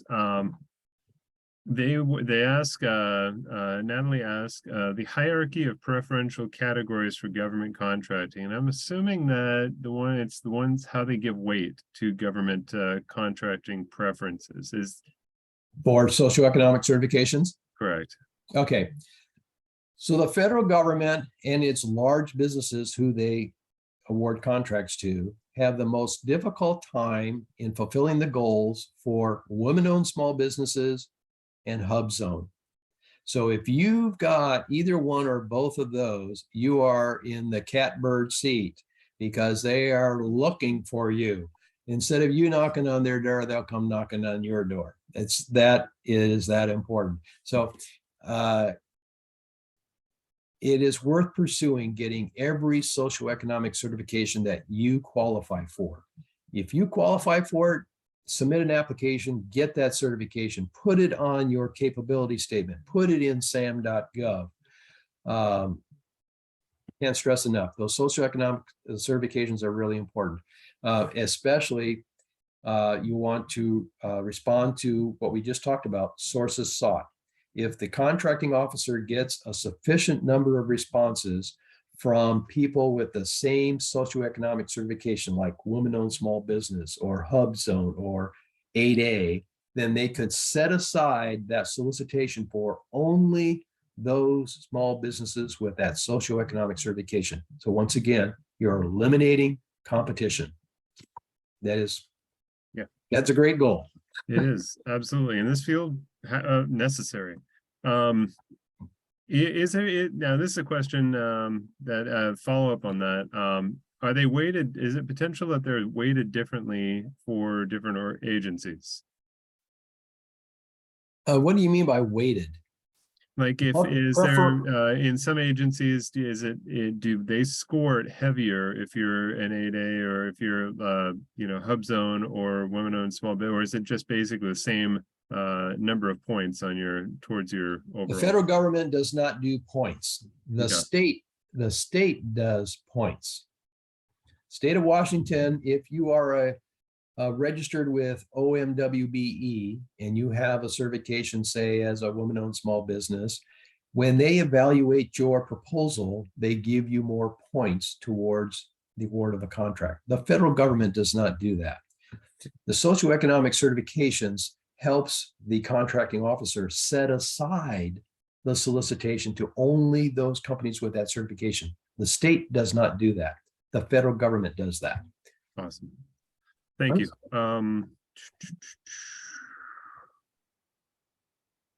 So one other, there's a request to well, running into some time constraints here because we're on slide 13 and we are 50 minutes out from the end of the class. So let me see if I can just pick one or two here. Class goes to 4:30. 4:30, yes. So we've got one that says description for IFB. Can you tell us what are the difference for request for proposals and request for quotes? So can you repeat that description for IFB and how they are different from RFP and RFQ? Okay. Invitation for bid comes under Federal Acquisition Regulation Part 14. All the procedures for sealed bidding comes under FAR Part 14. The procedures for request for proposal comes under FAR Part 15, which is negotiated procurements. So when you submit a proposal as a result of a request for proposal, the agency can enter into negotiations with you and any number of contractors to understand the proposal that you submitted, ultimately to determine a fair and reasonable price in order to award the contract. Under sealed bid, the process is you submit your bid, there's a bid opening, there's an apparent awardee who is the lowest price. Under RFP, it may not be the low price. It could be the best value. Under sealed bid, it's the lowest price. Okay. And under request for quote, it's very similar to the RFP, but it comes under FAR Part 13, which is simplified acquisition procedures. They don't need to ask as much from you under a simplified acquisition procedure under a RFQ, a request for quote. It's a simplified procedure. So you may only be requested to submit a price. Here's the statement of work. What price are you offering to the federal agency to do that statement of work? As opposed to a request for proposal, which we call a large purchase because the value is going to be greater than $250,000. You're submitting a cover letter, a price proposal, a technical proposal that can have many technical factors in it that are going to get evaluated by a technical evaluation board. Your price proposal is going to go to the price evaluation board. And then they're going to write board reports and give it to the contracting officer who puts it together in a business clearance. It's a long, arduous process. Okay, so request proposal is a big deal. It's for large purchases. Request for quote is for a simplified low price requirement, and an invitation for bid is a sealed bid process for the lowest price. Did I answer your question?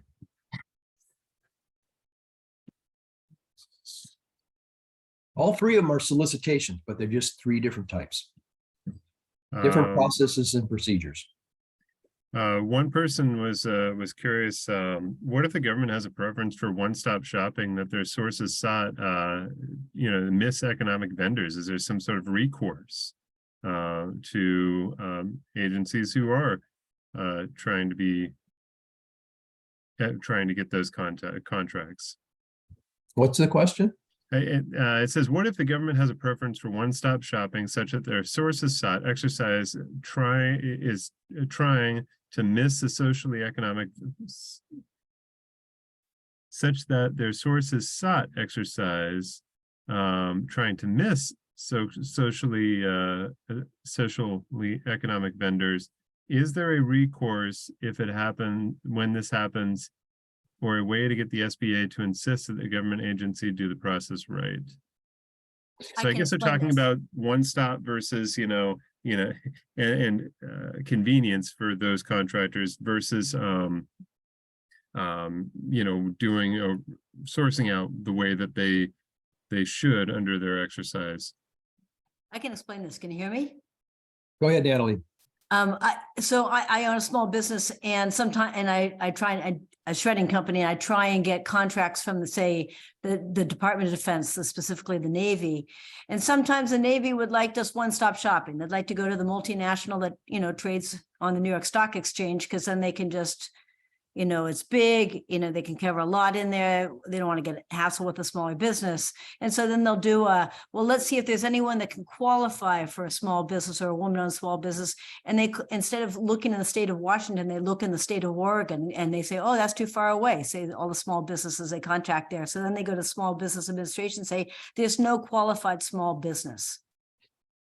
And it's because they really, to go to Oregon to find small businesses to do shredding in Washington State's really, not exactly the game as it's supposed to be played. If you believe that there is unfair play, unfair practices that an agency's contracting officer is doing, you can always write to your local congressman and submit I had to answer a number of those myself. It's a congressional inquiry. I mean, that's the worst case, is have your congressman submit a congressional inquiry to that federal agency, and boy, they're going to jump on that. There's a short response time, They're going to have to answer to their actions. But short of that, the agency is doing their market research. They are required to do market research. So the federal acquisition regulation states that all requirements are to be fulfilled by small businesses. Okay, so that requires the contracting officer to do market research to find small businesses. And one of the ways they do that is what we just talked about on this slide, is the sources sought. Another way is to go into SAM, and the contracting officer does research, market research in SAM, looking for small businesses. Another method is going to the SBA's database called DSBS, Dynamic Small Business Search. And the contracting officer can go into that database and search for small businesses, with that NAICS code and so on and so forth, that can fulfill their requirements. So there's 3 different methods that the federal contracting officer, as I did as a contracting officer, to find small businesses. Now, the issue is if I can't find a sufficient number of small businesses, and the federal acquisition regulation quantifies that and says two or more.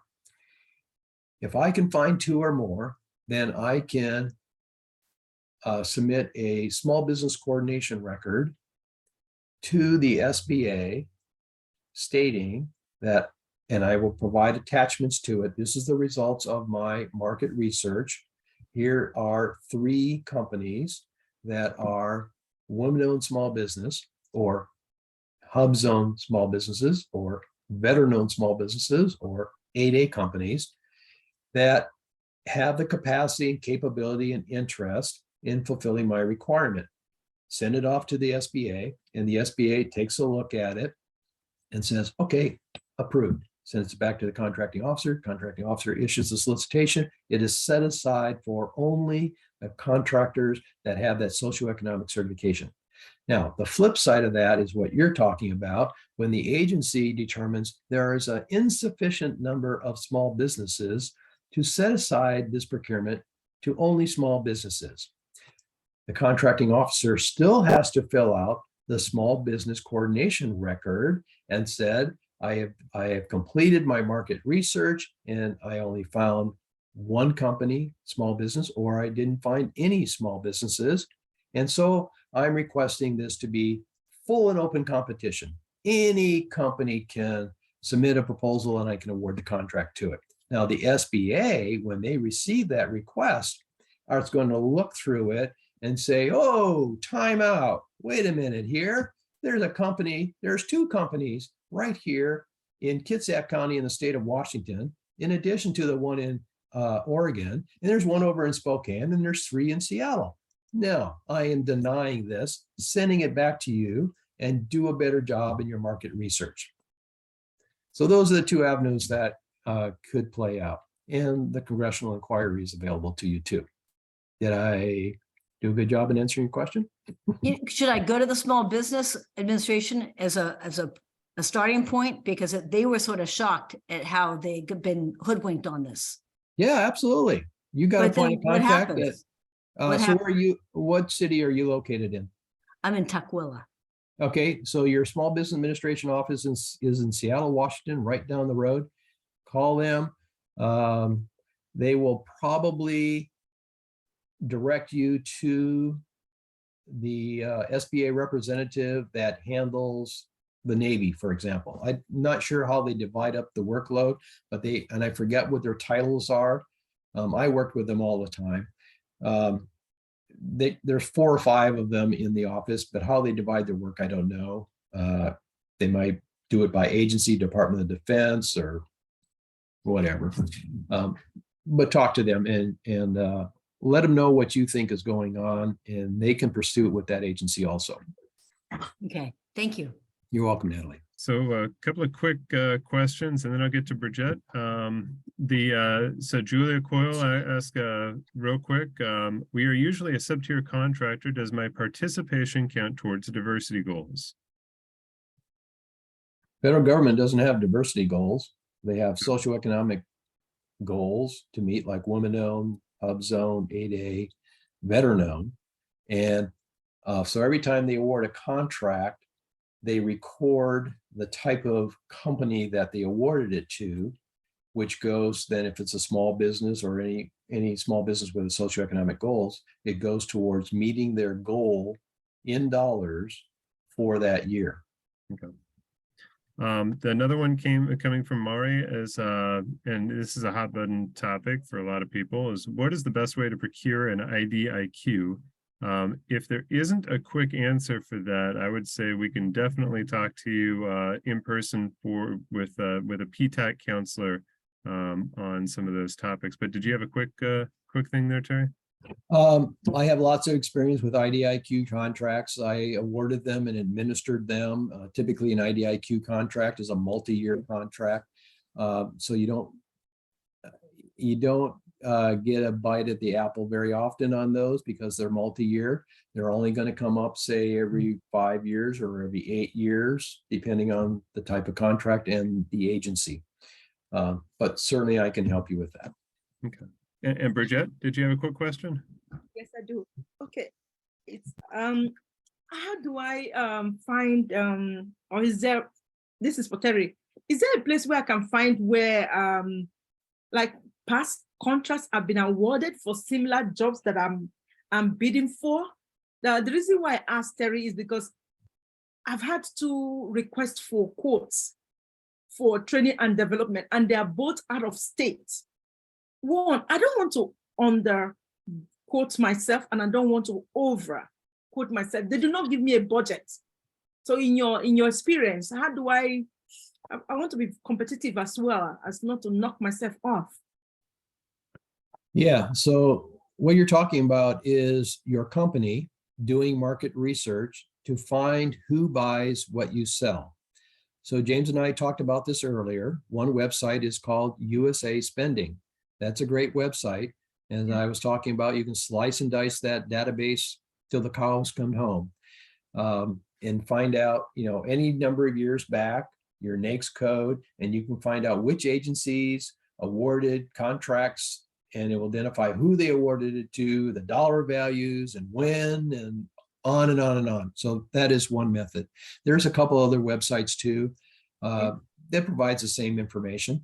The only drawback to those sites is how recent the contract's awards are. So if you're looking for a recently awarded contract, you may not find it there because typically there's about a 90-day lag time. But if you're just doing market research to find out what agencies buy, what you sell, and going back a year, 3 years, or 5 years, then that's not going to be a problem. But that is the market research tool for you to use. And what is the best inflation price to add to for a 5-year contract? Is it 2% or 5%? Because I really want to keep it, because I'm just starting out, so I don't want to go aboard. You don't want to go away. Yeah, I don't want to go so much that is too far, from all other people who are submitting the bid, because they're asking me to include inflation for 5 years, the 5-year contract. I think there's a couple of questions there, but one of them is in USA Spending, I said there's lots of ways to slice and dice that data. One of the ways is dollar values, and geographic locations. There's all kinds of ways of slicing of that, doing that data research in there. You'll find it a useful tool. Okay.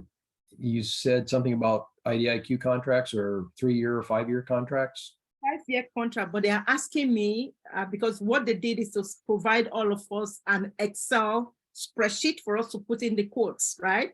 And then they put a note and said, please indicate what will be your preference, either a 2% inflation increase but you cannot go beyond 5% for each year for 5 years.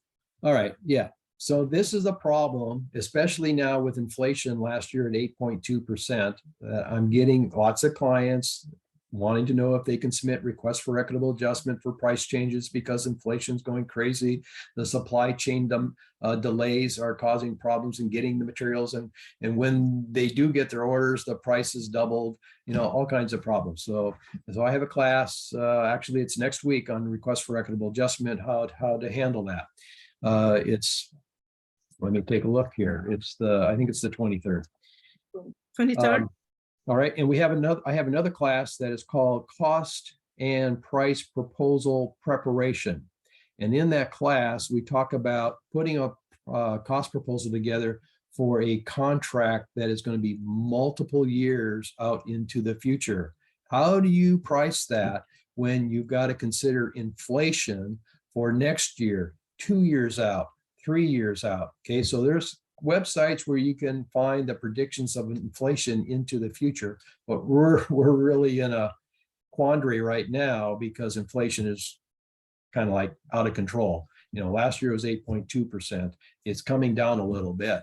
So my class talks about that, and you can always contact a PTAC counselor and can walk through that process of how to price the out years. Lots of things to think about. Now, I did see a solicitation probably this week, no more than last week. It was a state solicitation, I believe, and it said it was for a multi-year contract, and it said you can put in an inflation factor for the out years, but it cannot exceed 5%.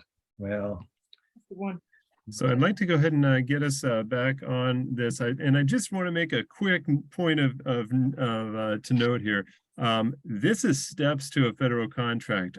This is like your high level overview. We're flying over this right now. There are individual classes that touch on each of these subjects. And if you want to get a walkthrough on some of these different resources, we as counselors are more than happy to sit and talk with you about any of these individual topics. You just have to get registered in the Neosera and request some counseling time. But for the sake of time, because we have 25 minutes left to get through the rest of the slide deck, I think we're going to let Terry go with it. Yeah. Okay. So I've got the next 7 pages of content, and then we go into an exam. Oh, no. All right. So finding notices. So generally, there's 2 categories here. There's the federal notices, and then there's the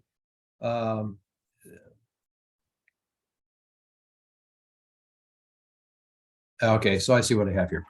If you are only interested in federal solicitations, what you can do is go into sam.gov, contract opportunities, put in your search criteria and save it.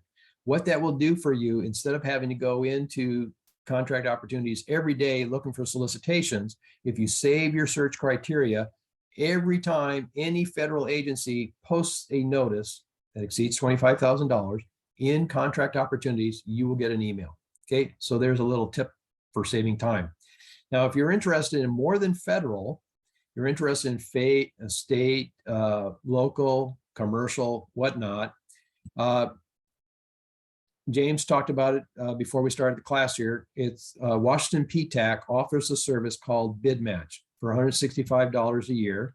You fill out a 1-page application, and it scours over 1,600 websites, federal, state, county, city, ports, school districts, universities, over 1,600 websites.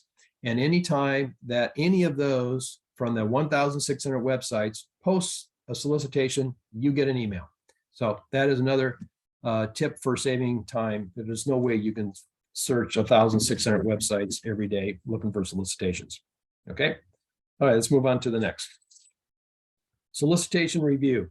I'm just going to go through this quickly. You'll see another red asterisk there. There is a workshop, a 2-day workshop on how to review solicitations to make the go, no-go decision, whether you want to compete for this contract award or not.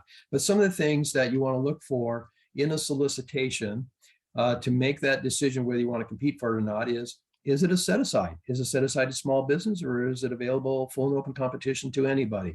What type of contract is it? This is solicitation for price only, low price technically acceptable, or best value trade-off, or is it sealed bid? Those are important things to know. Do the labor acts apply to this? So the Department of Labor wage determinations may be part of the solicitation. You have to pay the federal wage rates at a minimum. You can pay more, you can't pay less. So, and the fringe benefits. So you need to know about that. Are key personnel required? What's your capacity and capability for fulfilling the requirement? The cutoff dates, when are proposals due? Look for amendments. You got to make the determination. Do you have the potential to win the contract? Okay. And then we talked about cybersecurity earlier. Next slide. Okay. So now you've decided to pursue submitting proposal and competing for the award of a contract. Now we're going to talk about the three components, worst case of a proposal that you need to prepare. The cover letter. The next one is the price proposal. You see a red asterisk there. We have a class just on cost and price proposal preparation. So in a price proposal, the solicitation may identify a CLIN or multiple CLINs. A CLIN is a contract line item number where you got to put in a price. A SLIN are the subline items for that CLIN. So all of your SLINs need to add up to the value of the CLIN. And then on your price proposal, you got to put in your, include your direct costs, which is labor, materials, and equipment, your indirect costs, which there are a number of different names, but they're all for the same thing, such as general and administrative costs or overhead, or you can call it indirect costs. A lot of small companies struggle with this concept. What can I include in it? What can I not include in it? You can see there's a red asterisk there. There's a class just on how to compute your indirect costs or your G&A rate. And that's important to know. So many companies don't include it in their price. So they get the award of the contract, and the first day of performance, they're losing money because they did not include their indirect costs. We have a class that talks about that. The other thing that you include in your price proposal is your profit fee. Also call it the greed fee. You know, how much you want to make on this contract. Don't forget, state of Washington is one of 8 states in the United States that has B&O tax. You need to include B&O taxes in your price proposal. If you don't, and you win the contract, you're going to have to pay the state of Washington B&O tax, and you may have to pay one of 36 cities in the state of Washington B&O tax. So include that in your price proposal. If not, it's going to come out of your profit. Okay, so we talk about that in the class too. And lastly, a little known act that contractors and even agency contracting officers are unaware of is the Longshore and Harbor Workers Compensation Act. That is for work around navigable waterways like Puget Sound, Lake Washington, the rivers in the state of Washington, of any state. The Coast Guard determines what's a navigable waterway. If you're doing work on, over, under, or next to a navigable waterway, you better have this insurance. In my last year as a contracting officer, saw a subcontractor go bankrupt because there was a death on the site on the Hood Canal, and the company did not have this insurance. The company had to sell all of their assets, and that wasn't enough to pay the claim. And then the president, the vice president, the secretary, and the treasurer had to pay the difference. So there's a class just on that. Next slide. So this is next one is page 2 on a proposal, which is the technical proposal. An agency can request you submit and address a number of technical evaluation factors. I have identified 2 in red there. Experience and past performance will always be in every large purchase solicitation that will be evaluated. They want to know, have you done it before, and how well did you do it? That's the difference between experience and past performance. Experience is, have you done it before? And past performance is, how well did you do it? In addition to that, they could ask you for your approach to fulfilling the requirement. What's your safety record, quality control, management of subcontractors, and on and on and on. But there will always be experience and past performance. That is your technical proposal. Okay. Next screen is basis for award. This is very important. You want to know, and you will, when you do your review of a solicitation, you want to find this, the basis for award. Quite often what you will see in a solicitation is that the agency plans to make award without discussions. And as a result of that, your first proposal needs to be your best proposal. Why? Because you may not get an opportunity to improve it. Because the first bullet in the solicitation says, the agency plans to make award without discussions. Very important to know. Last bullet there is the difference between responsiveness and responsibility. Responsiveness is on you. Responsibility is on the agency's contracting officer. Responsiveness is, did you provide in your proposal what the contracting officer asked you to submit in your proposal? If you missed anything, you are then determined to be non-responsive, and they may not even evaluate your proposal. Responsibility is on the part of the agency's contracting officer.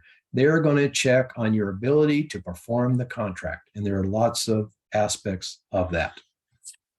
Move on to post-award. Okay, so we have gotten to the point where the contract is awarded, and here are two bonus things for you.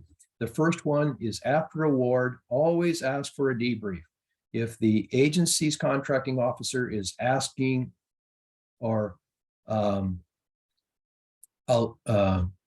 granting the possibility for you to get a debrief, take advantage of that. Couple of points there. It is regardless if you are the unsuccessful offerer or you are the awardee. In either case, always ask for a debrief, because you're going to get the opportunity of how the agency evaluated your proposal. And that gives you insight of how to improve it the next time you compete for a contract. Typically, a request for a debrief has to be asked for within 3 days of you receiving notification of the contract being awarded. Now, if you go and request a debrief, a lot of clients ask, well, what can I ask? And what can I learn? I've provided there the site for you to read and see what the agency is required to give you and what they cannot give you on a federal contract. It is Federal Acquisition Regulation, Part 15, subparagraph 506. The other thing to remember here is after award is very similar like private industry. It's all about customer satisfaction. You are wanting to give the product or the service that they have asked for on time. And if it's a cost type contract, not to exceed the cost of the contract. The next slide is going to talk about contractor performance evaluation. So the other thing here too is always assume that there's going to be a contract modification. So after the contract's been awarded, there will probably be a reason to modify the contract. I've got a red asterisk there also. We have another class dedicated to just contract modifications. We're ready for the next. Okay, so the second tidbit here after contract award is contractor performance evaluations. You are striving to get at least a satisfactory performance evaluation. Okay, so they are initiated in CPARs, and when that is completed, then they are posted in FAPIS. And once it's posted in FAPIS, all federal agencies can see your performance evaluation for 5 years. And this is why you need to get at least a satisfactory performance evaluation. So I've provided there the typical ratings that you can get in a performance evaluation. The middle one is in red, is satisfactory. There are two that are less than that, marginal and unsat. You don't want to get those. And the two above satisfactory is very good and exceptional. Now, the reason why you don't want to get anything less than a satisfactory is because all the federal agencies can see these performance evaluations, and the contracting officer has to evaluate proposals. And one of the things that they evaluate is your past performance. How well did you do this in the past? And if it was marginal or unsatisfactory, you're going to get a lower evaluation rating and probably not win the next contract. So I've also provided on this slide the thresholds for the various types of contracts. First one is architect engineering. So if the value of your contract is $35,000 or more, the agency must do a performance evaluation on your contract or your task order. Okay, and there are the other ones. Service contracts, $1 million. Construction, $700,000. Information technology, $1 million. Ship repair, $500,000. And any other category, it's $250,000. Okay, so performance evaluations are very important for the longevity of your company doing business with the federal government. Do we have time? The next 3 slides are questions. I think we do. All right. So instead of me asking you the questions and you putting your answers in the chat, I'm going to ask the question and I'll give you the answer, but I'll give you a little time to think about it. Okay, so let's move on to the next slide. So these are true or false questions, and they have to do with SAM, the System for Award Management. This is all information that we have covered here in this class. So all right, so the first question is, responding to a sources sought notice is important to potentially eliminate competition. Think about that. Responding to a sources sought notice is important to potentially eliminate competition. The answer is yes. We talked about this at length in the class. Number 2, looking for award notices provides opportunities for subcontracting. Remember, we talked about this. Looking for award notices in SAM.gov, contract opportunities, and looking for award notices can provide you subcontracting opportunities. The answer is yes. Number 3, you have plenty of time to complete throughout this, you have plenty of time to compete throughout the solicitation period. So typically, a solicitation from a federal agency is out there for 30 days. So you've got 30 days to compete for this. So if you found the solicitation in the 3rd week, is that enough time? The answer is no. You need to find the solicitation in the first couple of days because you have so much to do to prepare your proposal and get it submitted by the proposal due date. Number 4, you should respond to a pre-solicitation notice. Remember, I was talking about a client who contacted me and said, I found this pre-solicitation notice. How do I respond to it? The answer is you don't respond to pre-solicitation notices. You respond to solicitations and submit a proposal. Okay. All right. Let's move on to the next one. Next one is on cybersecurity. One question. Might you have to perform a cybersecurity self-assessment and post your score on the internet in order to be a prime or subcontractor if you want to perform work on a DoD contract?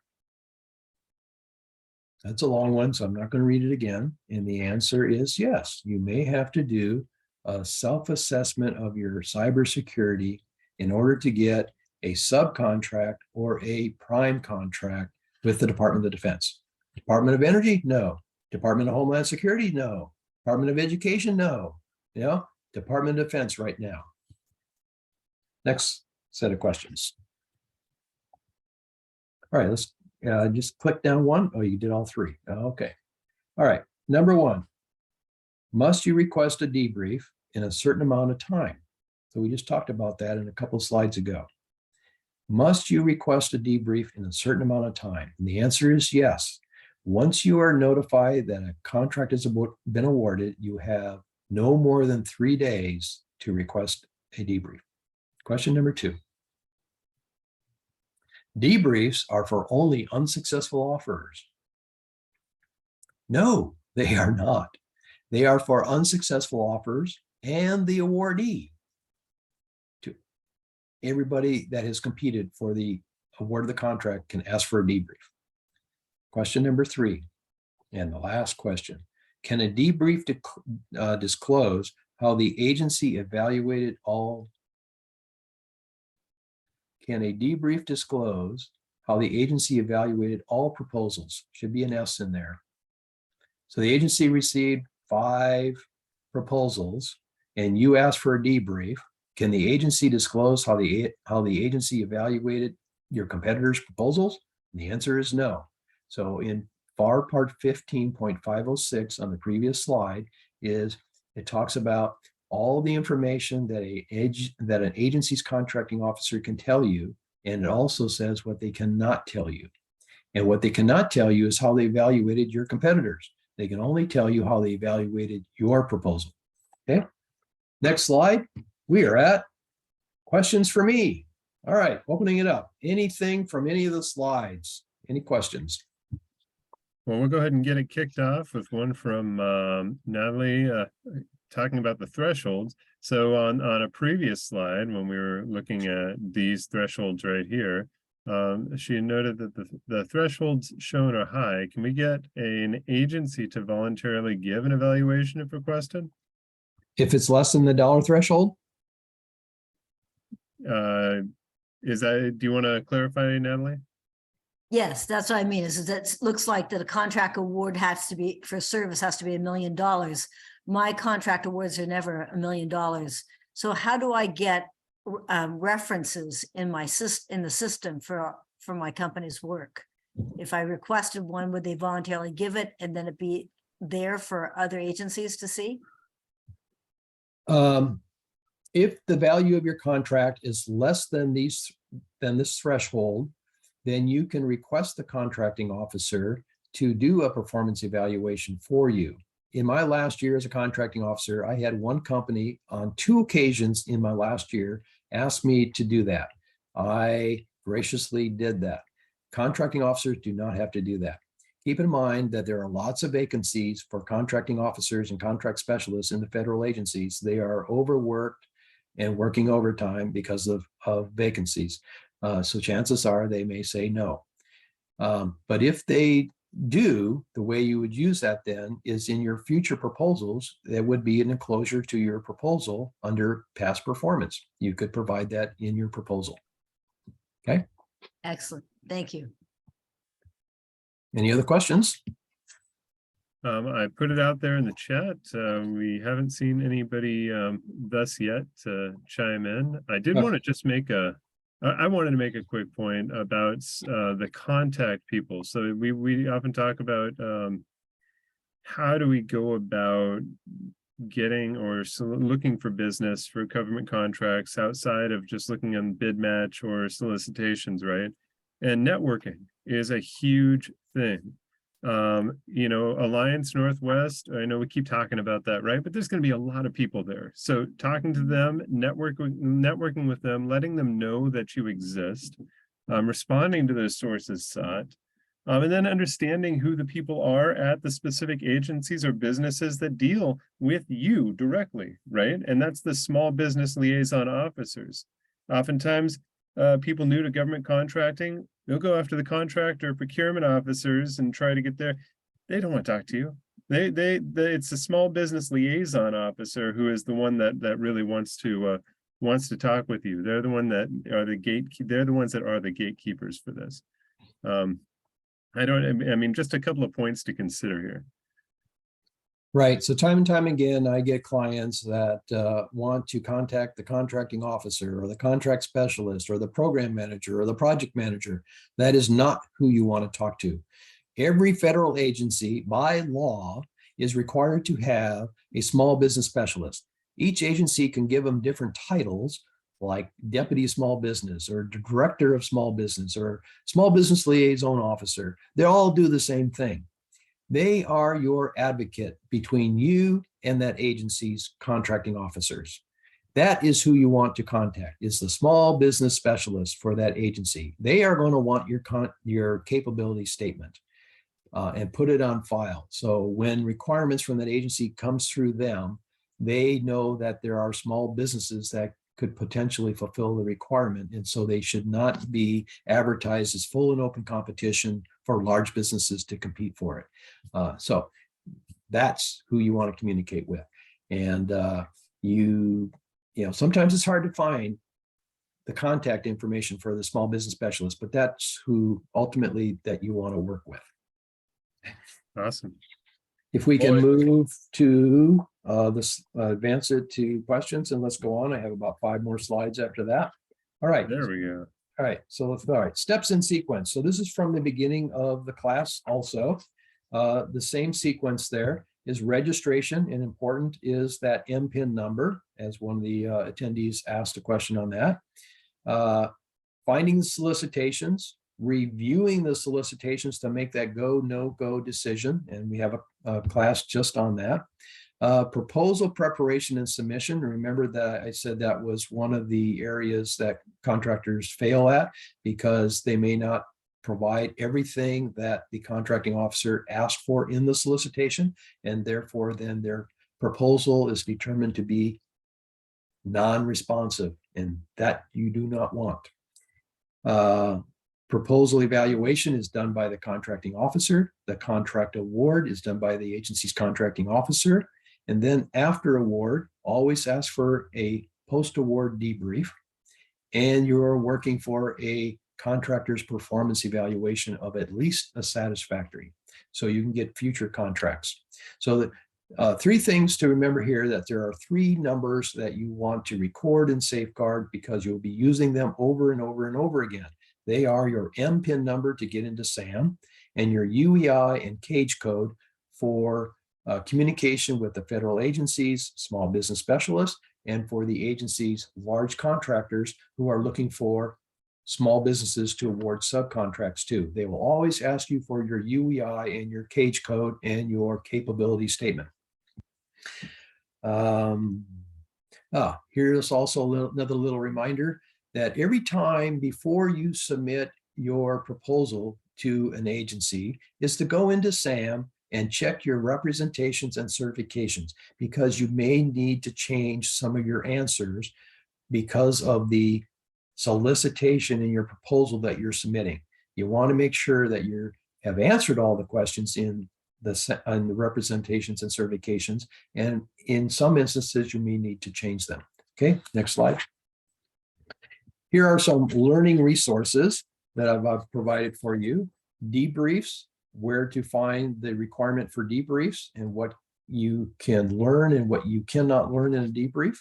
CPARS and FAPIS is all about contractors' performance evaluations. There's the website for NAICS codes, North American Classification System. SAM, that's the website to get to sam.gov to register your company and find solicitations. The SBA size standards, we spent some time talking about that. The size standards for each NAICS code. You know, every NAICS code may have a different size standard. Some are number of employees and some are in dollars, average over 5 years of revenue. And socioeconomic certifications. You go to sba.gov to find the 4 types of certifications: HUBZone, women-owned, veteran-owned, and the 8A certifications. Okay, so there's some resources there for you. The next 2 slides are, this slide is my upcoming classes in the near future. There's the Longshore and Harbor Workers' Compensation Act in March, Federal Contract Lexicon. That's a big deal. Speaking the language. It is a foreign language in federal contracting. And this is a class that's dedicated to help you learn the vocabulary of federal contracting. Okay, so that's in April. Steps leading to a federal contract. This class is being offered again next May. Contract ethics. A lot of people think government contracting and ethics, that doesn't go together. Yes, it does. There are lots of contracting ethics requirements in those contracts. So this is a class dedicated to the ethics requirements in federal contracts. Cybersecurity, we talked about, that class is in June. And socioeconomic certifications. Everything about socioeconomic certifications, some of which we talked about today, I go into further detail in the class in July. The next class is a couple other classes that I don't teach, but some of my coworkers do. And one of them is coming up tomorrow morning. Who in the federal government buys what I sell? Tomorrow morning, 8 to 10 o'clock. And in February 21st is Marketing to the Government, a class on that.